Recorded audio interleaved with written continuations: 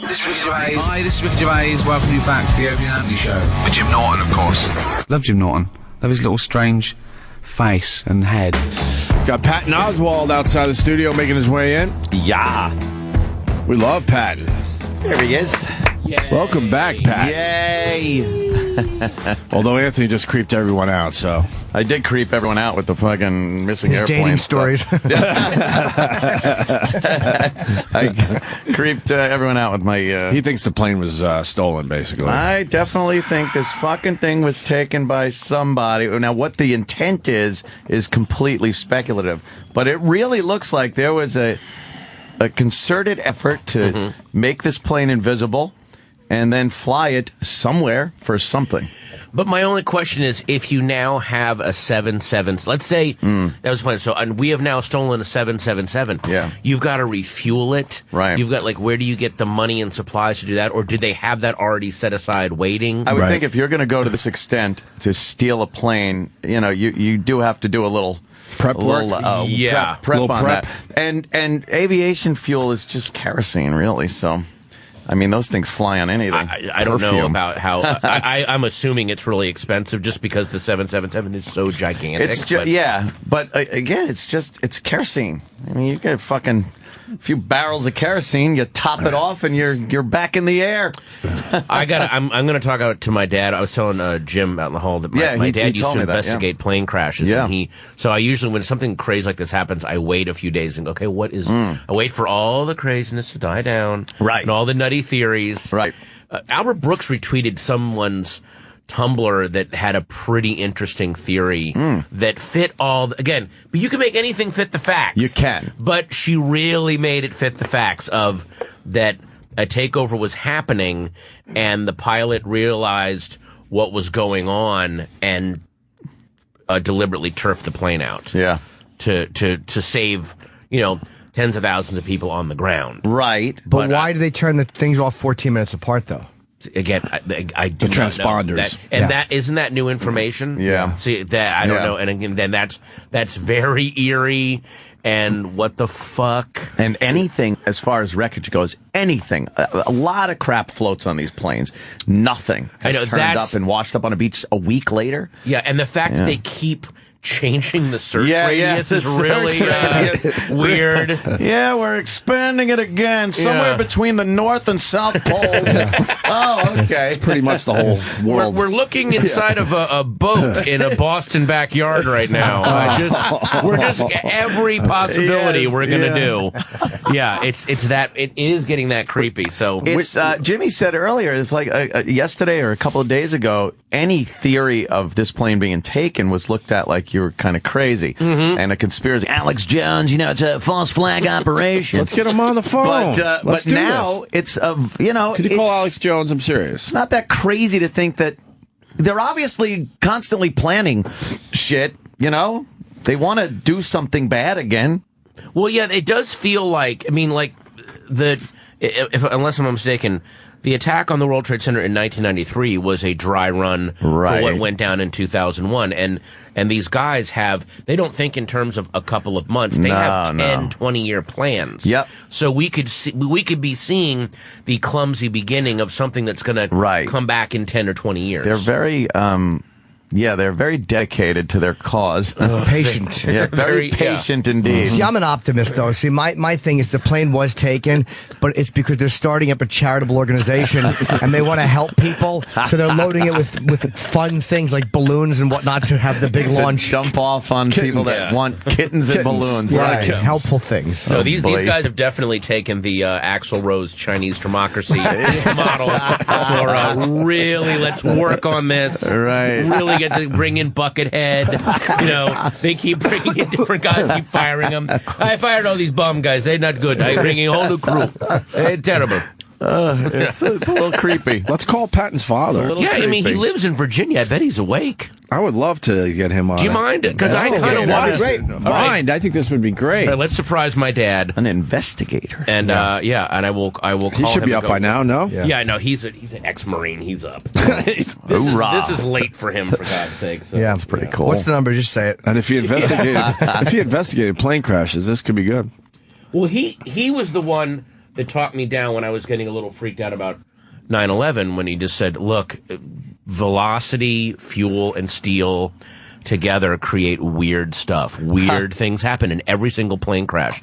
So to sit there and go, yeah, but in this plane crash, it's like, that doesn't matter. Each one is its own sealed thing, and you have to just start from scratch, and you can't, so that made me go, oh, okay, yeah, you can't just take a past plane crash and go apply everything to another one. Yeah. Hey, if you get him on the phone, have me talk to him first, because if he's like, this is a radio show, he might hang up or something. He's like, yeah. Are we calling him now, or? Yeah, they're trying. Yeah. All right. You could put him through. Poor guy. Maybe you should have called first and said, look, shoot, wait a minute. Yeah, a little preamble. Hold on, Sal. You don't call yet, Sal. Yeah, Sal, hang on. Yeah. You got him? Let me. Okay. Stupid Sal. Oh, Travis is waiting. No, stupid me. No.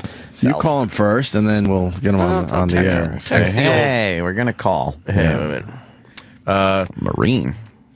What else is going on, guys? Oh, man. I listened to your show when I'm driving around L.A. in the afternoons. I get it on 103. Nice. So, but I always get it like, it's 2 or 3 hours after it's been on. So for all I know, like, what if these guys have all died somehow? Oh, man. And this is this ghostly, and the last thing was Anthony was mad at Obama. That was his last thing in the world. I love that you guys went over the Zach thing the other day with Obama, which is one of the funniest things, and you still could not get over your hatred of Obama. No, I actually did. I said I thought it was funny, and I think if you just get the guys like on Fox News bashing him just for that, it shows that, like, all right, you just don't like anything he does. No, I found that very funny. Yeah, no, it was in. I thought, and he beat up Fox for having to, hate on it. Yeah, it's that's that was ridiculous how they had to hate on that things thing. that it's kind of useless. Well, you pointed out if Bush and they go, well, he's just letting his hair down and having a good time. Come on, everyone, calm down now. Hey, everyone's having fun. Come on. Zach had balls though, man, because that's even if both of them know it's a setup and it's fun. Yeah, it's still ballsy to say to the fucking sitting U.S. president, what is it like to be the last black president? That's a fucking ballsy joke to pull off, pre-approved or not. That's a great one. Funny line. You never know how that could go the wrong way. And Obama went with it, so you got to give him credit for going for it. I'm assuming he was a Zach fan first and kind of knew. He obviously knew. He's too much of a nerd. Kind of threw some shit at Zach too about the Hangover 3 and stuff. Oh, yeah. Pretty great. It was funny. Yeah. It was awesome. Did a good job. When I tweeted that out, I pulled the quote, what's it like to be the last black president? Which, and it was from, and I got an angry response, of course, from someone who, by the way, had said earlier on her Twitter feed, I have watched this video and this is brilliant.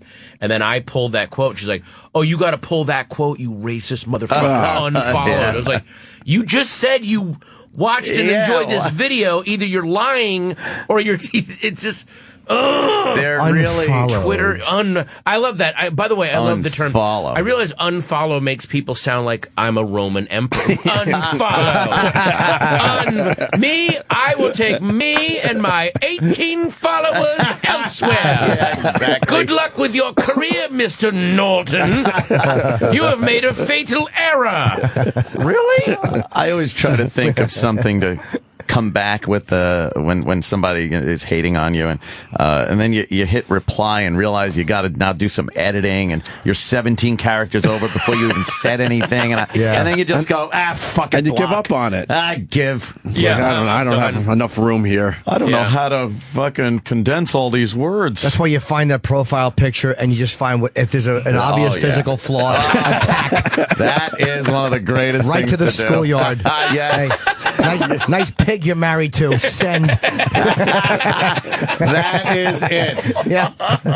Hey, I didn't tell you to put that fucking as your profile photo before you insult me. It is a playground mentality. Wasn't there was a few months ago, there was some dude attacked us, you and me, and we were going back and forth, and he was some like two white guys whining about something. Oh, boy. And then someone else pointed out, you say in your profile you're a lacrosse fanatic, and you're pointing out white guys. Yeah.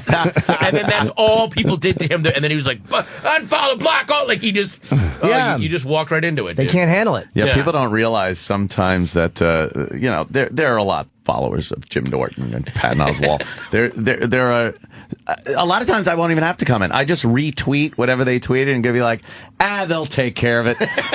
Our people will take care of this. Because they hate it too. They can see that douchiness. They're like, oh. They've had it. They pretty much have had it too. I know, it's great. Where's Patton's father?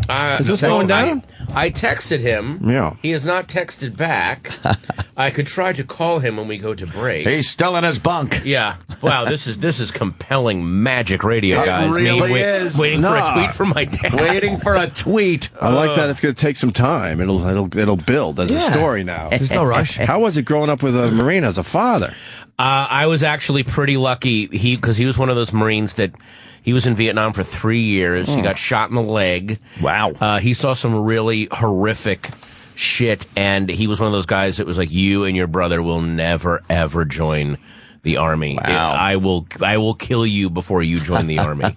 The stuff that I saw. And he also, it was kind of cool having him around because he always gave me a great perspective on, like, I was the classic, like, these guys are trying to send us to war and they're all draft dodgers. They're draft dodging. Doesn't that piss you off, Dad? And he's like, well, I'm pissed that they're, like, someone like Bush is sending us to war. But I'm not, the fact that he's a draft dodger, that's admirable. He found a way to get his ass out of Vietnam. I didn't do that. I fucked up and went over there. So someone who avoided the Vietnam War, that act in itself is that's a point in the pro column. Wow. Hey, he found a way to get out of it. He's a pretty smart guy. Wow. Now, he should have also gone, hey, I got out of it. I'm going to make sure no one else has to go do it. Right. But he goes, dodging the draft is a good thing. That means the guy is smart and thought shit through, like I did not. What years was he over there? 78 to 81. Yeah, he was touring with Mr. Mister. Maybe I should have said that. And he got, one of the roadies got really mad at him and shot him in the leg. But still, he was like, you will never join the, And when he said the army, he meant the two boy army, which was, Yeah. So that he was. Holy shit. But I remember that my dad, the worst time for him was when the movie Platoon came out. Oh. And not because it brought back any memories for him. He was just like, it's a movie. And what happened was all my mom's friends were suddenly, Larry, I really suddenly understand what it was that you went through. I saw Platoon, and now I can really feel for what you must have. Yeah, can you? Fucking leave me alone, all of you. And we were at a dinner, some friends were over for dinner, and some woman just started in on him. Again, I just saw Platoon, and you just saw his shoulders like, God damn it. and you were a Marine pilot. Like, so were you... You were dropping bombs on people that you didn't even know. Oh, shit. Like, that must have been so... Did you ever have any crisis of conscience, or are you haunted by it? My dad just goes, we only bombed hospitals and schools. And just like, Holy shit. So pissed off. What was he? Do you know what he flew over there? He flew the F-4s. Phantoms, wow. Which were they were like, the diesel... those were the last before everything got computerized. Right. Jets are like power. Those were jets. Those crazy. Were really you could very easily fuck up in your jet because there was no computer stuff. You had to know everything. It's the difference between like driving a stick shift and driving an automatic. Yeah. Wow. Those F4s, wow. It was pretty intense. Yeah, those are synonymous with like the Huey is synonymous with the Vietnam War. The Phantoms are like you see a Phantom, you're like, yeah, that's Vietnam. Yeah. You see a Phantom and you literally start hearing Creedence Clearwater's Fortunate Son in your head. Like, exactly. Okay, yeah, Vietnam. There we go. Yeah. Wow, a Phantom pilot. That's ballsy shit right there. Yeah, he gave me his old flight jacket, which he's like, never wear this in public because you'll be immediately murdered and someone will take it from you because it's so gorgeous. Wow. And he has his patches like Phantom Flyer and Crusader, like just from his squadron. So that is it's just cool. like, wow. And he goes, Never wear this outside. Yeah, no shit. Someone will kill you immediately. Someone will take it. Yeah, you will not. And I'm always wonder, like, is he saying that I'm the kind of guy that people look at and go, we can get that jacket off? Are you kidding? Beat the That shit out of jacket's him. mine, man. He said that about every nice thing he ever got you. Never ride this bike outside. It's only in the garage in circles.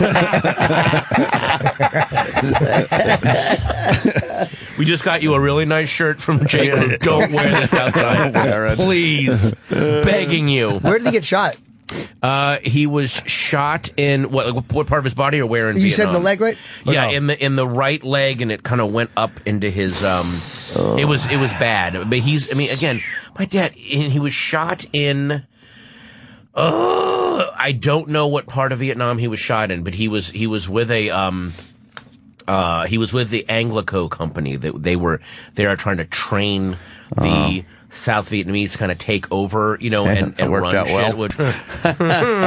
And so he got himself shot, and it was pretty bad. Although now he runs and it's the worst having an ex-Marine dad. The one bad thing is they stay really fit. And he has diabetes, but he still swims and runs and he's so goddamn fit. I'm just shit. Dad, being 45 is really tough, keeping the weight off, and I'm trying to do fast walking now to save my knees. And do you do these ellipticals? The elliptical is pretty good. Low impact. I could not be more of a.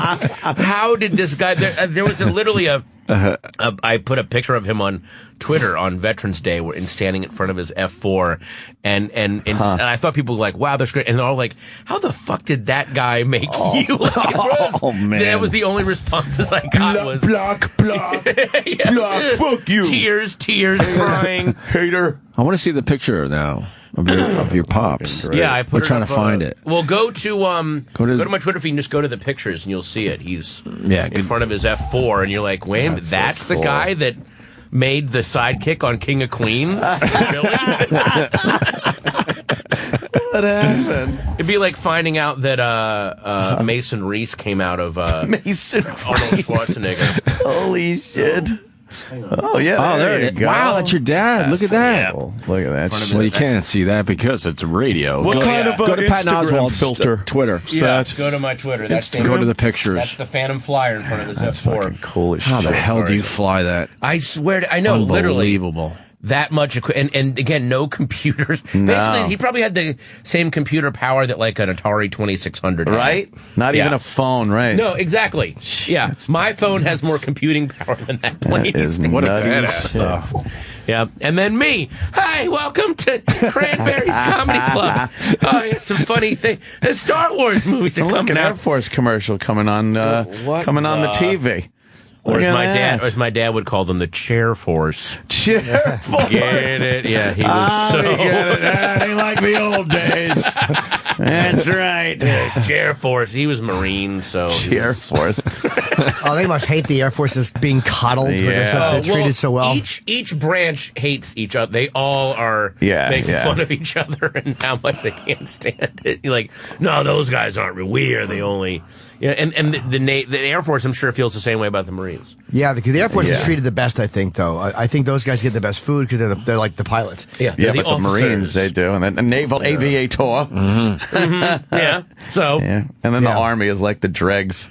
Oh, yeah. Army's always just, Yeah. boy, do they get shit on. Yeah. They don't even get flown over to the war. They have to get themselves there. You got to start a Kickstarter campaign just to get yourself over to the battle.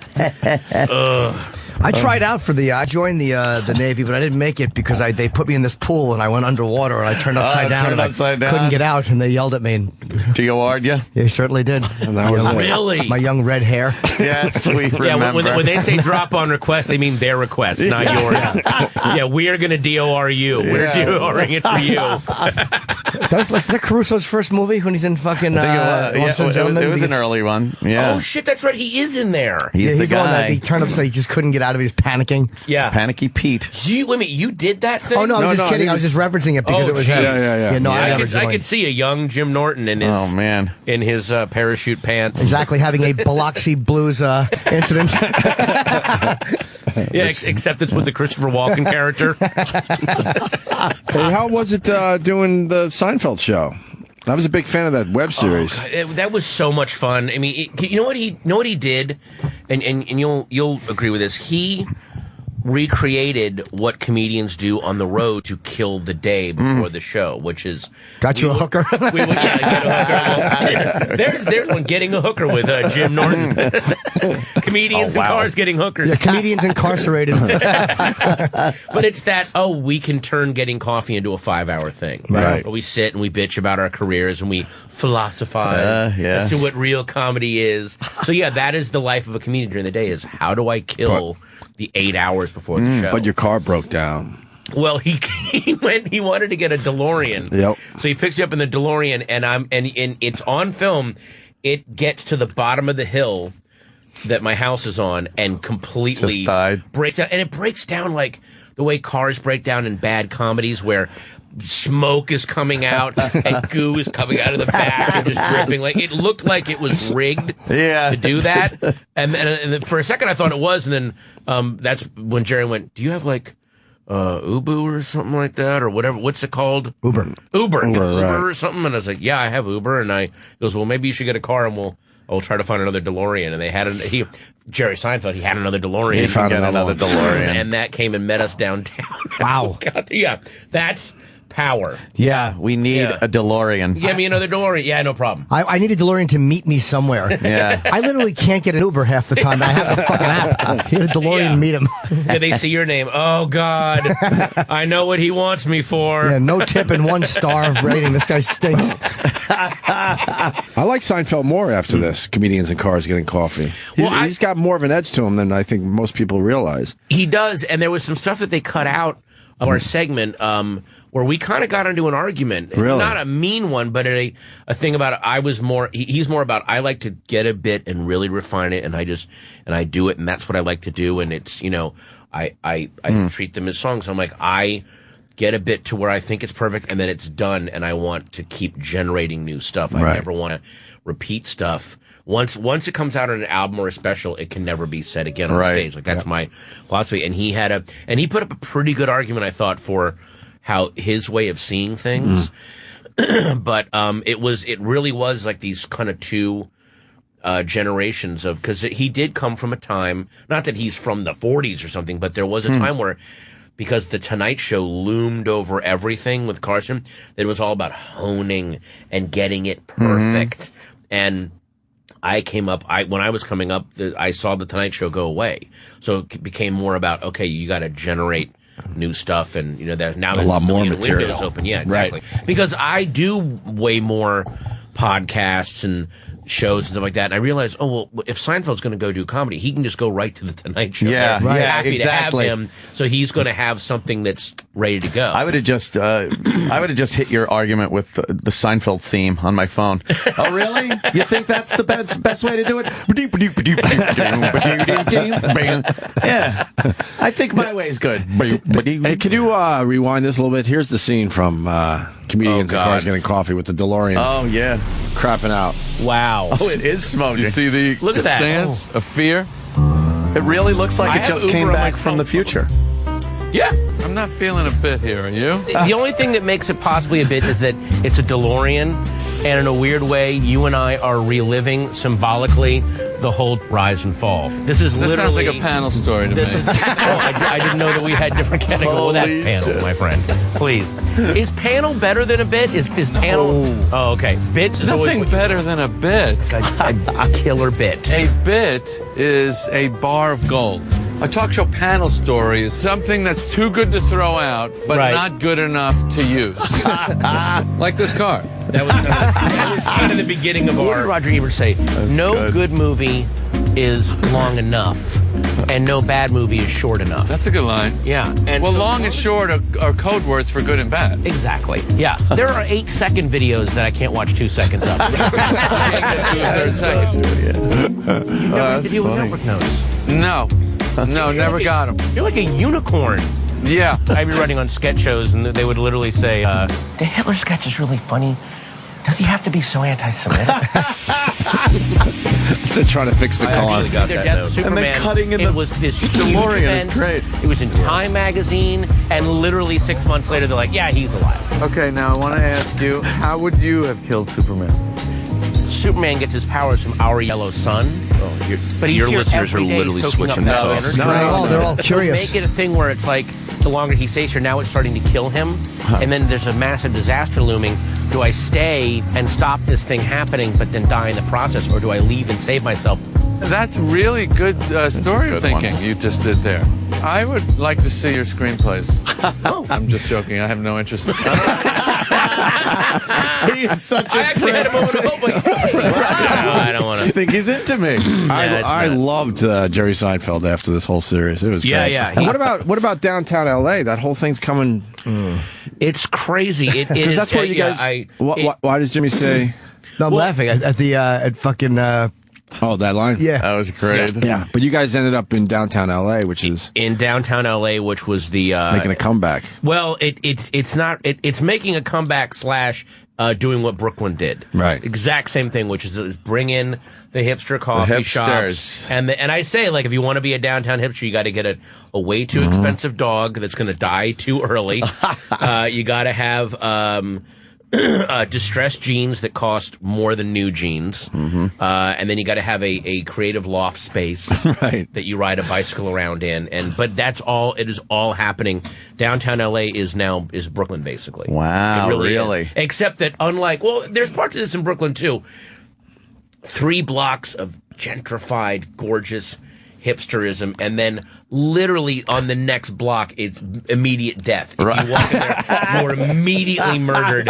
And whenever they gentrify these neighborhoods, it's like they shove all the bad neighborhoods into one tightly packed specific neighborhood. Right. That you could almost execute criminals. We're just going to throw you in we're going to have you walk down to that bodega and you'll be murdered. Like they did the same thing in San Francisco. The Tenderloin keeps shrinking because the hipsters keep buying it up. So now the Tenderloin is the most concentrated 3 blocks of murder that you've ever seen. It's so horrifying. And the same thing in Brooklyn, especially in downtown LA. It's all The same thing. I mean, you go to Brooklyn and there's some neighborhoods where you're like, oh wow, it's a collective anarchist bookstore and a feminist coffee shop, and then you go to the next block and it's like Puerto Ricans literally just like, yeah, you're gonna be killed. You really should go back to your little book collective because I don't know what the fuck you're thinking. We gave you that. We let you have that dumb, lame block for yourselves. Yeah, stay out of here. Go the Unless fuck you away, wanna please. Die. I like the Tenderloin in San Francisco a lot. Like I love it. I mean, maybe it's gotten worse and worse as time has gone. I've been there like a year and a half, 2 years, but I love staying there, man. It's just there's like a sexual, dirty vibe to it. Oh, really? Yeah, that's where that all happens. Oh, Jesus, yeah, all the O'Farrell brothers shits down there. All of the down there. There are transvestites that other transvestites would run screaming from in the Jesus. Tenderloin, like frightening, amazing. And again, it's all concentrated. It's all frightening and amazing. That's a great. No, but I'm just thinking of the image of some awful looking transvestites, and I don't disagree. Yeah. No, I swear to God, I think one time I tweeted, I'm like, I either just saw the world's ugliest transvestite or Yaphet Kotto is doing research for a movie. Because I was walking through the Tenderloin. I go down to Market Street and I walk. Because it's fascinating. There's people playing chess and there's people just selling the most random stuff. And it's kind of, it is a dirty kind of gorgeousness everywhere. Yeah, and you'd never want us to fucking the midnight run, the Yaphet Kotto in a blonde wig. Although the across 110th Street one, maybe you let him jerk you off. Yeah, that's fun, man. The alien one could do whatever he wanted. Are you kidding? I love that guy. The alien Yaphet Kotto can do whatever he wants. That guy's gorgeous. Fucking gorgeous. Isn't he? Is he converted to Judaism, or was he born Jewish? I think it's a Jewish. Am I crazy to say that? Really? Why do I think that's a Jewish name? I don't know. I don't know. Okay. Wow, that's I had never heard that. I never heard that he was Jewish at all. I had heard that, but Yeah. If they don't turn up in Adam Sandler's Hanukkah song, I don't know who he is. Until he sings about him, I will not acknowledge it. who were people surprised was Jewish from that song? There were some people that you're like, oh, I didn't know he was a. Linda Evans. William Shatner, Goebbels. A lot of.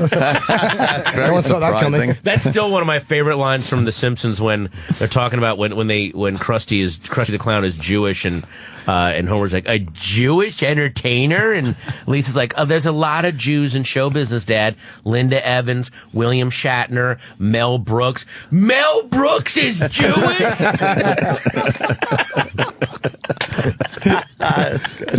So yeah, that. But by the way, in the Tenderloin on 6th Street, this is in San Francisco, there is a Vietnamese restaurant called Toulon, and it is on the diciest block of the Tenderloin. It's like there's the Tenderloin, and then there's the asshole of the Tenderloin, and that's where Toulon is, and it is one of the best Thai restaurants you'll ever eat at, and there's even reviews in the window from Julia Child used to go there. Wow. Even when the neighborhood was that because the food is so fucking good. It's worth the threat to your life. It's worth the rolling the dice on. Yeah. Why wouldn't they go somewhere else with that?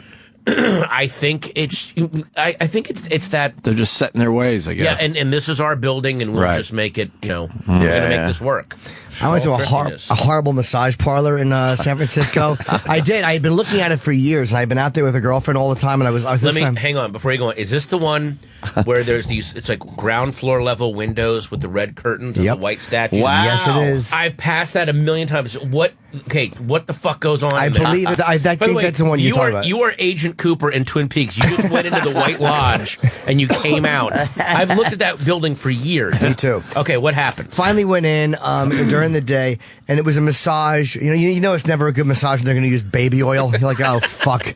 And they didn't jerk me Wait, what does off. that mean usually? They're not professional massage oil. It's just a quick rub and tug. Oh, It wasn't even that. She, I don't know. Tug? Nothing. She wouldn't. She put like a little lame paper towel over my ass or something. And there was no, a little bit of brushing by the ass, if I remember right, but there was no hand job. Either they thought I was a cop. Sometimes they don't. If they're not 100% sure about you, they won't do it. Or it's just one of those places. But I was very, very, very disappointed. You weren't pushing back a little? Oh, I absolutely did. Looked like a cat in heat on the table. I look like I look like someone trying to keep the door closed when an intruder was coming in. My fucking hips were bucking back. Where is your Food Network Anthony Bourdain style show from massage parlors? Where God knows I want to pitch it to Vice or somebody else. I swear to God, Jimmy reviews and goes and. That would be a great show. And like each one, you're like, in every city. Let's review. They did not use the his criteria. I would love that. Then everywhere I go, they'd be like, "Oh, that's the guy." So we have to be. They'd be like fucking, be like Zagat walking into a restaurant. Zagat review. All right, we got 3 Jimmys. We have 3 Jimmys. Smiling face. Smiling face. 3 sad faces and 1 limp dick. That's a 3.5 Jimmy review. Oh no. Hey Sam, can you look up Yaphet Kotto on there? Just really? Now we have to know. Yeah, I don't know if he's Jewish or not, but I remember reading that or hearing it. He was really good in Alien. He's tremendous. Great in Alien, great in Blue Collar. Yeah. Oh my God, it's my favorite thing he ever did. Fuck, is he good in that? They put the old against the young and the rich against the. It's fucking. I forget what the exact line is, but they close it with that quote. It's amazing. It's amazing. Wasn't he Mosley in Midnight Run? Yeah. Midnight Run. Oh yeah. I'm Mosley. Just gonna upset my breakfast. I'm reasonably sure it will, sir. He does the best slow burn in that movie of just that slow. That movie is one of those perfectly cast, not just the main people, even people with a line. Yeah. They got the exact right person. The woman that describes the chorizo and eggs to Charles Grodin, the way it's a Mexican sausage and it's sliced and grilled and we mix it up with eggs and it comes with home fries or toast. And he's so starving and he's just like, I'll just have a cup of tea, please. They have no money. I'll just have a cup of tea. And the engineer's like, I'm going to get $500 in 10 minutes at the office. I'll get you a nice big steak. And then Grodin just goes, chorizo and eggs. Like, that's burned into his head. He's so starving. He was so good in that. And then, after that, what happened? Where'd he go? I don't know. He hasn't done much, right? Well, didn't he have a talk show where like he got really involved and like I've got a serious comment on, and it's like, dude, just go do another Clifford. That's one of the best movies. Clifford. Remember Clifford? Yes. The weirdest movies where Martin Short just plays a 10-year-old and no one comments on it. It is so fucked up. It's like, am I supposed to be hallucinating, or is Grodin having a heart attack, or what? It is one of the weirdest movies you'll ever see. Yeah. He's awesome, man. There's no one that can deliver lines like that, like Charles Grodin. Like, why weren't you popular in the Chicago Police Department? Like, what a great fucking annoying question that is to ask. It's just everything. If they do a potato, it's a Leonese potato, and it goes wonderful with a pot roast. Would you shut the fuck up? Yeah, you can see why De Niro wanted to murder him. For great. Oh, man. Joe Pantaleone, right? Joey Pants was in there. Marvin's telling me to go fuck myself. Everybody's telling me to go fuck myself. Everybody's telling me to go fuck myself. Why isn't that a musical? That should be like, everybody's telling me to go fuck myself. By the way, I don't know if you've, and I'm not saying this to disparage anybody, but that guy, I mentioned Mason Reese. I just realized this. I don't know. You know who Mason Reese was? I do not. Yeah. Mortgage board. He was this, mortgage. He was this little, adorable, toe-headed kid that was on the Mike Douglas show all through the 70s. And Underwood Deviled Ham commercials, and he was just this... That guy, Jimmy, you remember him? Holy shit. Mason Reese. Oh, yeah, Jesus. Well, he was huge. Yeah, well, and now he is huge. And by the way, he's handsome. He is, he clearly, he was a child star. It could not have been fun, especially during the 70s. Right. He now owns restaurants in New York. He's doing fine. He's got two really great restaurants and bars, and he drums. He's he survived, but... He now has a YouTube channel where he's putting up clips from his past, and one of them is a pilot that they shot. Wow. Called Mason. And it is, and this was done in the 74, and then they sat on it and they aired it in 76 or 77. And it really goes to show you how things, because it's about, he's this adorable little kid, and his dad is the guy that played Ullman in The Shining, the hotel manager. God, he was in Clockwork Orange, too. He played the fucking father, Alex's father in Clockwork Orange. Oh. Oh, okay. no, Ullman. No, I'm thinking of Grady. Grady, I'm sorry. Grady was the dad. Yes, okay. No, Ullman is the hotel manager. Right. And yes, there it is.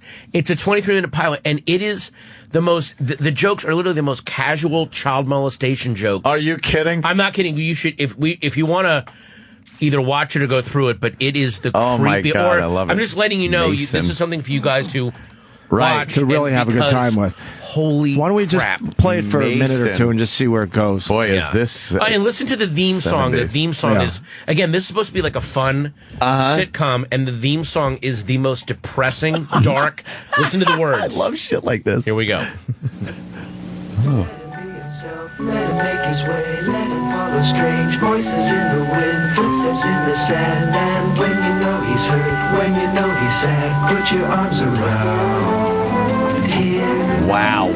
Treasure every day while he's still a the still pics of Mason. Because before you know it, suddenly the child's a man. So, wow. Tell him that he's strong, God, it keeps going. Listen to him talk all about the fears racing through his mind. And when you know he's listen to him talk all about the fears racing through his mind. This is horrible. I love it, though. All photos. Yeah. Wow. This could be worse than the Ropers opening. Before you know it, the child's a man. So, Very shocking.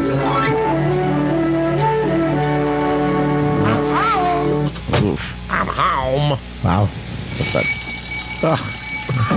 Just to keep the listeners up to speed. They're showing a phone. Here comes Ullman getting out of bed. Oh, that guy. If I'm retired, what do I need an alarm clock for? I don't have to do anything. I always confused him with Jackie Cooper. I have to get up, not to do it. He kind of looks like a him. Jackie Cooper Superman era. I don't have to get up. Why do you say we take advantage? Watch this. Peggy. Morning. Honey. Morning, Dad. Whoa! He just touched his son's ass. What have you done with your mother? She's making breakfast. I crawled in while the place was still warm. Did I surprise you?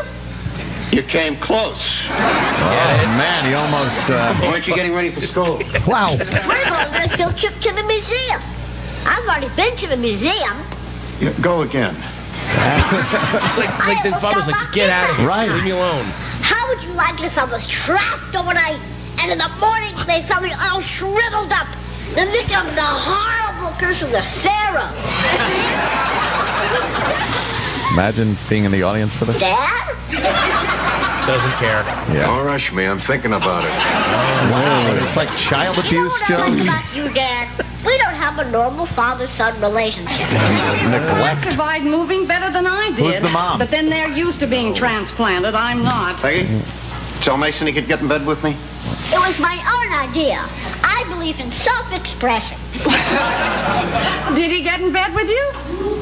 I thought it was you. Oh, dear. Oh, that's okay. He only touched my tush and called me honey. Get dressed and have your breakfast. Could you imagine these in this day and age? Hurry and help me unpack or we'll never get The episode settled. opens with, I kind of felt the kid up, Yeah. and now I want him to go die. Felt his ass, called him honey. I like it though. It doesn't.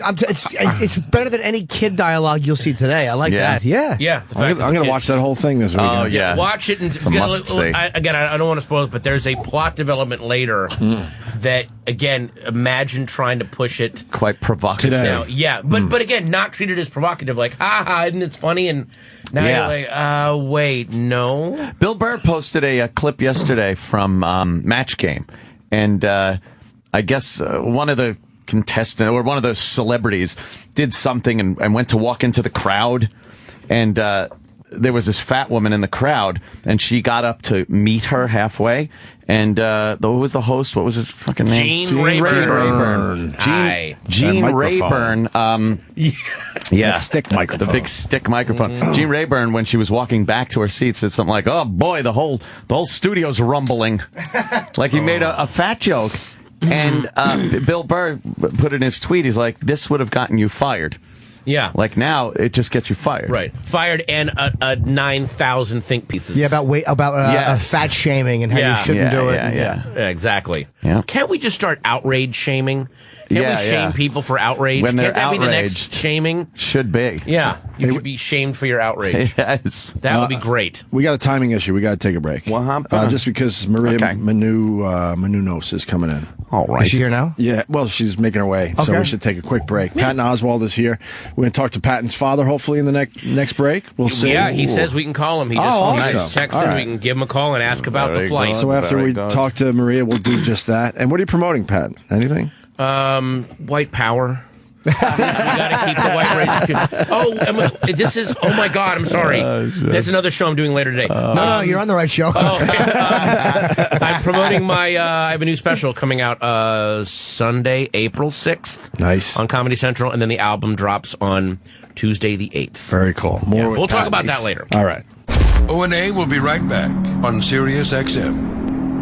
You could change the channel, but it would be a horrible regret. The Opie and Anthony Show is back on Sirius XM. Best news ever. We got Patton Oswalt in studio. And that was still going on, and I wanted to see how it ended. Right. With the So I match. just sat there, yeah. The matchbook and all that. Matchbook. Oh God. We'll get into that in a few minutes, but we got Maria Menounos in studio looking ridiculous. What the hell? This is how you look Oh, in I the forgot about morning. the laugh. I mean, I forgot about the laugh. thank you. I appreciate it. This is like that Galadriel elf woman, and she's just walked into a troll den. yes. Pretty. She's pretty. We are despicable. I apologize for everything. Hilarious. Sorry. I really regret Patton was going to move over. I'm like, no, you stay, Maria. I'm like, how dumb am I? You are a Why would I dunce. say that? What a dunce. I'm a fool. You want to sit next to Maria, do you? You smell very good, too. Yeah, we sit hello in the hallway. Of course she does. Come in, Patton. Oh, okay. So you have a show. A reality show. I can't believe you guys didn't watch it. I'm so offended. Oh, I forgot you listened to the show too. I got lazy You're about to be yesterday. interviewed by Jimmy, and it's like being bothered at a bus stop by a weird. Hey, you have a show, right? I had every intention of watching, but I don't know. I believe you. You can I come went to to our bed screening early. Monday or Tuesday night. I'm sure you would love to do that. Where are you screening it? We're screening it somewhere in NBC on Monday night and then Tuesday night as well with like friends and family and stuff like that. So. Well, that's cool. They let you do that. Well, I initiated it, and then they were like, "Oh, this is a cool idea." So they did like one for, kind of press and stuff like that for Monday night, and then Wait, are we the press? Are we the Monday night or the Tuesday? I would have you guys on Tuesday. Whoa, that's family me, and my friends. opinion, but. Whatever your schedule will work with. Okay. She would have you there Tuesday, but she values her friends and but cares she about would them. rather us right. take the hint and go Monday. Wait, will you be there both nights or only one of those nights? Both nights, okay, yeah. good. I bet you- Cringing and in the fetal position. That wasn't a creepy in some question, chair. Travis Bickle. Will you be there both nights? Because I will be there both nights. Well, 'cause I wanted to make sure that she wasn't going to set us up and say, "Yeah, come, family and friends Tuesday," but she's gone. We are so Monday people. Yeah, we I really would are. not We dare. are obviously Monday people. Hilarious. We got the hint. It's okay. We'll try to go Monday and check this thing out. What is the show about? I'm annoyed I didn't see it. Yeah, now I'm mad too. I feel unprepared. I know. Well, I'll just have to play by play, minute to minute, and then when I come in next time, I will quiz you guys. Yes, fair enough. On each episode. Basically, it's called Chasing Maria Menounos. And it's a, The Jim Norton story. I was just thinking that. it's a look behind the scenes of my life. We have some kind of interesting dynamics at play in the house because Kevin and I have been together. It'll be 16 years this April. We aren't married. We don't have kids. Nice. We don't know when to do either of those things. So it's kind of one of those questions that a lot of women are kind of dealing with right now. And so. Anna Kournikova. It's in the paper today. Is it really? I didn't even see that. How they'll never get married. Well, there you go. They're at a point like, why bother at this point? Yeah. But wouldn't you want I the feel wedding same way. gifts? No. Oh yeah, you're rich. I No, figured you it's could buy not. whatever But you want. it's not about that. You know why? Because you know what comes with the gifts? How come I wasn't seated at that table? And why wasn't I in the bridal party? And blah, blah, blah, blah, blah. Everyone makes a wedding about them, and it's never about the bride. I don't need a headache. I got enough headaches. It's true. This Kevin, though. I don't know about this Kevin. Not marrying you yet. I mean, that could happen today if you wanted it to. Well, I swear to thing. God, this is Travis Bickle from Ice. I don't know about this Kevin. He's weird. He stands in a hall. Why you want to be with this guy? Well, when we wanted to, there were some family issues that get explored in the show that kind of prevented us from doing it. His family or your family? You'll see. Oh, boy. Yeah. So, and you got that stuff on camera. They were okay with that stuff being filmed, and that's going to be out there? Or? Yeah, I mean, for us, like I said, I was just saying, I was in the fetal position watching these episodes because they are so raw and they deal with real stuff that's going on in our lives. And so whether it's the family issues that we have a lot of different health issues we've been dealing with in our family. My parents live with us, by the way. Oh, my God. Wait, stop, What's wrong with wait, you? No, you can't. Oh, that laugh. Right. I forgot Flipper. We forgot about the laugh. Yeah. Rings out like a song. That's nice. Wow. Kevin's here, by the way, and I hear he's a fan of the show. He is. Is that real, though? You don't understand. Are you kidding me? No, I'm not. We hear that all the time. No. And then By we the question way, the person I will that... tell you, he's the one, you guys are the ones that got us into the TLC show with Paula and... Oh, right on. 90 Day Fiancé. 90 Day Fiancé. Nice. Holy moly. Yeah. We were listening, and you guys were talking about it every week. Yeah. And I would break down my opinions on the show, and you guys, of course, were breaking down yours. And now I have to send him sexy pictures of myself to pretend I'm Paula because he wants Paula. That's all. This is a whole other show. This is just creepy. 90 Day Fiancé, And did you I'm see it? obsessed with Chef Nick. I mean, we like. Well, 90 Day Fiancé, we never talked about the finale because it was a why? bust. I didn't have Well, to it watch was- 90 Day Fiancé because I would listen to it on this show. And this is like, it turned into one of those, there's certain movies on Mystery Science Theater where it's like, unless you watch it with the commentary, it's not worth watching. You know, so that's why. It really was. There's no point in They watching all that ended show. up getting married and there was no conflict. I was shocked. It was a big bust in the end. I wanted one guy to like really like the Cleveland Suffer. guy who looked like fucking Private Pile from Full Metal Jacket. Like I really wanted him to get his stupid heart broken, but no, it turned out to be a nice nice girl. There was But wait, nothing. it's been a short amount of time. Right. You know what I mean? Yeah. It That takes is time true, for a yeah, divorce yeah. to get his money. It's going to take time. For Well, there was so Hopefully, much yeah. that you thought was going to happen. was a legit. That was. I mean, with that one, I it couldn't seemed believe like that they was found love legit. down in South America. Right. I think they were a legit couple. Yeah. The other ones were, obviously for citizenship. I and thought the it- Russian girl was flying the coop. Oh, Seriously. boy, did I. But you know what's funny? She seemed like so disconnected from him and that this was all a sham for sure. Right. And I think that's just how they edited it to make it look dramatic because when you see her in the wedding episode, even though they played up the whole vomit thing and she was so sick and she couldn't do it, I was dying because By the way, when because you of see you her, guys, how because else of would you we have guys. heard about this show? I know. Can you guys make people watch our show? Because you made us watch there this you go. show. Hey, that's not a bad idea. Yeah. Now help you you guys out. you got to be okay with him ripping it apart. Yeah, that's the but- problem. We It doesn't can't be matter. nice. It Yeah. doesn't matter. Yeah, Being no one nice wants to sucks. be covered going, that scene Oh, worked that was perfectly. terrific. Look at I that. can't wait to but see you the know, next obviously scene. in Yeah. love. That's my what makes God. you want to tune in. Yeah. So you have Yeah. to take the good with the bad. This You is kinda why wanna you do a see reality show. disasters. You have to know. you TLC open yourself up loved to it. us. I do But like once a you good guys- They disaster. should. They I loved thought us it was in like that a one. paid hit every No. week. I'm Right? like, how is this going on? Yeah. By the way, that's actually a good Wish it scam. was. Yeah. You guys should work with the network. So we'll talk about I'm your all show little every under the week. table. I'm all about the A little envelopes. paper bag. Right. Yeah, nice package. Yeah, but, but don't again, tell him. He'll bring you a bag every week. and be like, Nice. keep talking. Keep you talking. got to be careful though, because like I said, there was no point. I didn't need to watch 90 Day Fiance because I Yeah, was listening we to it on talked this. about. We watched it, It was here a better on the radio. show on the radio Although than it was on TV. Although the weirdo on his honeymoon trying to have sex for the first time. That was That was creepy. That was Oh my creepy. God, they were just kind of looking at each other Oh, like, so creepy. So, let's just cuddle. So I guess I'm we're like, gonna do it. We never did this before. I wanted to have the closeness. She was. We've great. decided we're not going to wait 90 days. We're going to do it in 6. Yeah. How about I lock this in right now? Because someone throw me a life preserver at this point. They gussied her up like a model, and he was like, "Oh, I'm losing this girl." Right? So he got married right Wrap away. it up. Oh, really? Yeah. He didn't need the 90 days when he saw what could He possibly knew happen every with day her. was one more day she could find someone else who was much more She worthy. pretty much kept asking, "Where's Johnny Depp?" yeah. How Exactly. insecure was he though? Like one guy winked at her on Hollywood Boulevard. He's like, all right, let's go. Let's Yeah, we'll get back next I weekend. don't like Next you talking weekend. to him. I don't. There was a Johnny Here comes Depp the bride. lookalike. Here comes the bride. Come on. Yeah. Yeah. That was brilliant. Star But in 80. Hawaii, man. Yeah. Ugh. What kind of sex you think that was? Ugh. Probably not good because she's beautiful, but she wouldn't turn me on because she was too innocent and nice, and like that wouldn't do it for me. Like, Yeah, you but need it a was- little filth. Well, no. The Mason problem Reese. was because the problem was you actually no. I think a guy would find that sexier. He was just not the person to lead her, Right. Because then you can lead her where you want her to go, and then that would be hot. Yeah, they were right? both just inept. Oh, like this weird Svengali, like, I'm going to build this one from the ground. First, a couple of words in Italian, if you know what I mean. Getting back to your show, you said something in there about editing.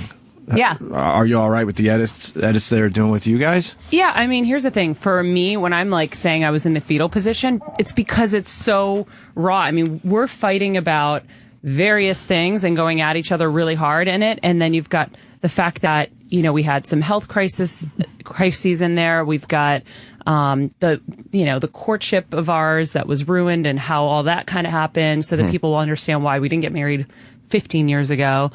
We go back to Boston and kind of where everything went wrong and we really like delve into things. Right. And so it's hard as someone who knows television to say, cut that, I'm uncomfortable, because when you are uncomfortable, it generally means it's good. Yeah, that's the good stuff. Yeah. So I think that the show, because we were so raw and honest, because I wouldn't do it otherwise, because what's the point? To me, like, I'm on TV every day. I don't need that, especially if it's going to be... Yeah, so why are you doing it? Well, if you do it, you got to say... No, I'm serious. we were terrified to do it. We were. But what was the reasoning? I'll tell you, because this guy... Tell them. Which okay, version do you want me to tell? We used to... I will not name names, but we used to live next door to a reality show family. A very successful one. The Mansons. And Season 3. Kevin would be like, what the F are we doing wrong? He goes, these people are living the life. They're having parties every day. They're drinking in their yard, having a great time, and we're working our balls off. Like, why aren't we reality stars? Right. Even though he still didn't want to be on camera, he's like, you need to do this. And I'm like, I'm not doing this. You're out of your mind. Right. And so we said no a million times. And then finally we were like, you know what? maybe the very thing that we're resisting is the very thing we need, because it actually forced me to go home after Extra, be home with my family, which to me is, a Awful. dream. I saw the pause. I heard the pause in there. There was a pause. There was a pause. There was a pause. Sorry, Kevin. Sorry. So, I mean, all of a sudden I was actually able to have a glass of wine with my family. I'm like, this is kind of cool. Even though it's kind of creepy and scary to have people in your house, eventually they become family and you get used to it. And then you're like sad they're leaving. It's like the Wizard of Oz. I was Dorothy, like, why are you guys leaving? But I'll tell you from a business standpoint, the end of the business, Maria's in the entertainment news business. I mean, you talk to probably Sam and the younger generation, they're all getting the news on the phone. So like this in the last 15 years, we've just watched it.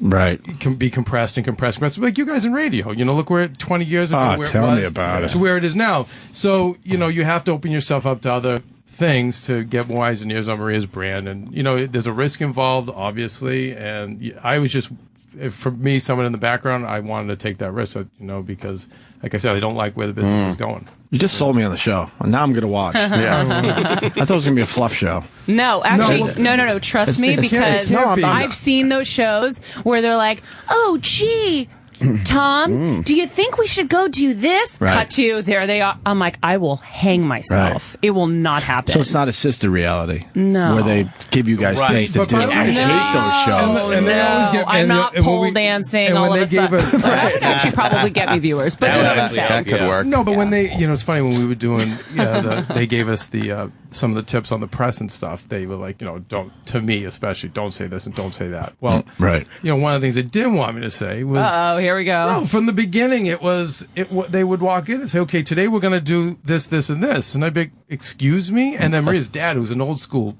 Greek immigrant who, he'll fly off on the handle in 2 seconds. You guys are going to fall in love. You can't tell this guy anything. You can't tell him what to say. You can't tell him what to do. He's a very, very stubborn guy. So he was even more so than me. Like, I'm not doing this. I'm not saying that. Right. And this was the battles back and forth. And that's why the shoot, it was supposed to be 2 months because they probably thought, we'll shoot 3 or 4 days. You'll do X, Y, and Z.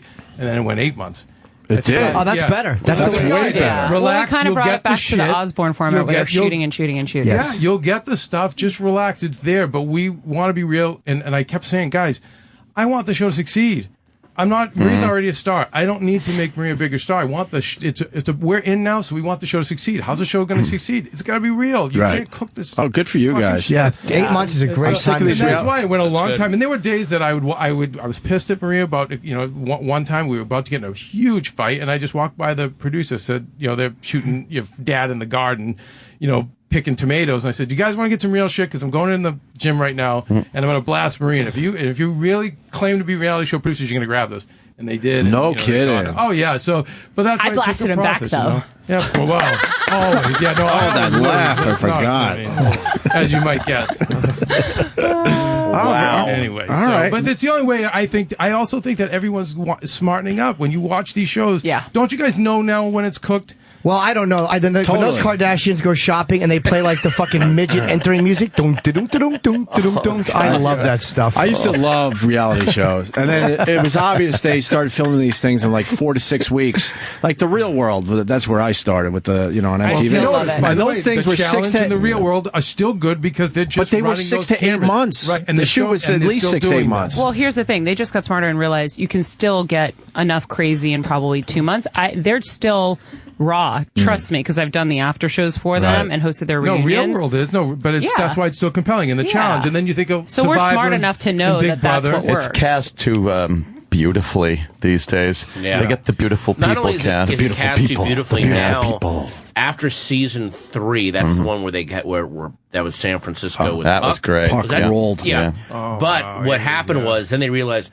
okay, we just got to fill the 7 categories. Yep. Right. Yeah. And they just fill 7 categories with the hot version of that category. It's so obnoxious. And then so there's no surprises anymore. Right. Someone's going to say they have the hardcore right-wing Christian, then they have the kind of anarchist, and they have the babe in the gay woods. guy. And then they just throw them together and they go, oh my God, the hardcore Christian got the gay guy sad. Can you believe this? It's a crisis. It's like, really, like every other fucking season you do. Yeah. Well, and with us, we were like, when they were talking and meeting all of our family and friends, one producer was like, she's too quiet. I don't like him. I'm like, well, I don't care. These are my real friends, and that's it. And by the way, wouldn't it be great to see my best friend since the 7th grade and I, the way we normally are? When I go to Boston, I stay at her apartment. We get into her pajamas. My favorite thing about going home to Boston is she always has the best, big, comfy, warm pajamas. Slow down. We eat our ice cream. Slow down. Oh, man. Sounds like my friendship with Patton. When we go on a pajama frenzy. Absolutely. He hates when I smell the feety part of his, but it turns me on. But the best part about them is that they're all our authentic friends, and they actually end up being great characters because they're real. Joe, of course. Joe just got harassed on Ellen the other day because I was on Ellen. Joe Gear is a guy that's been my best friend for about 20 years. And Maria's as well. He's a big guy, typical Boston guy, tough, straight shooter. He's been living with us for 10 or 15 years. And how big is this house? It's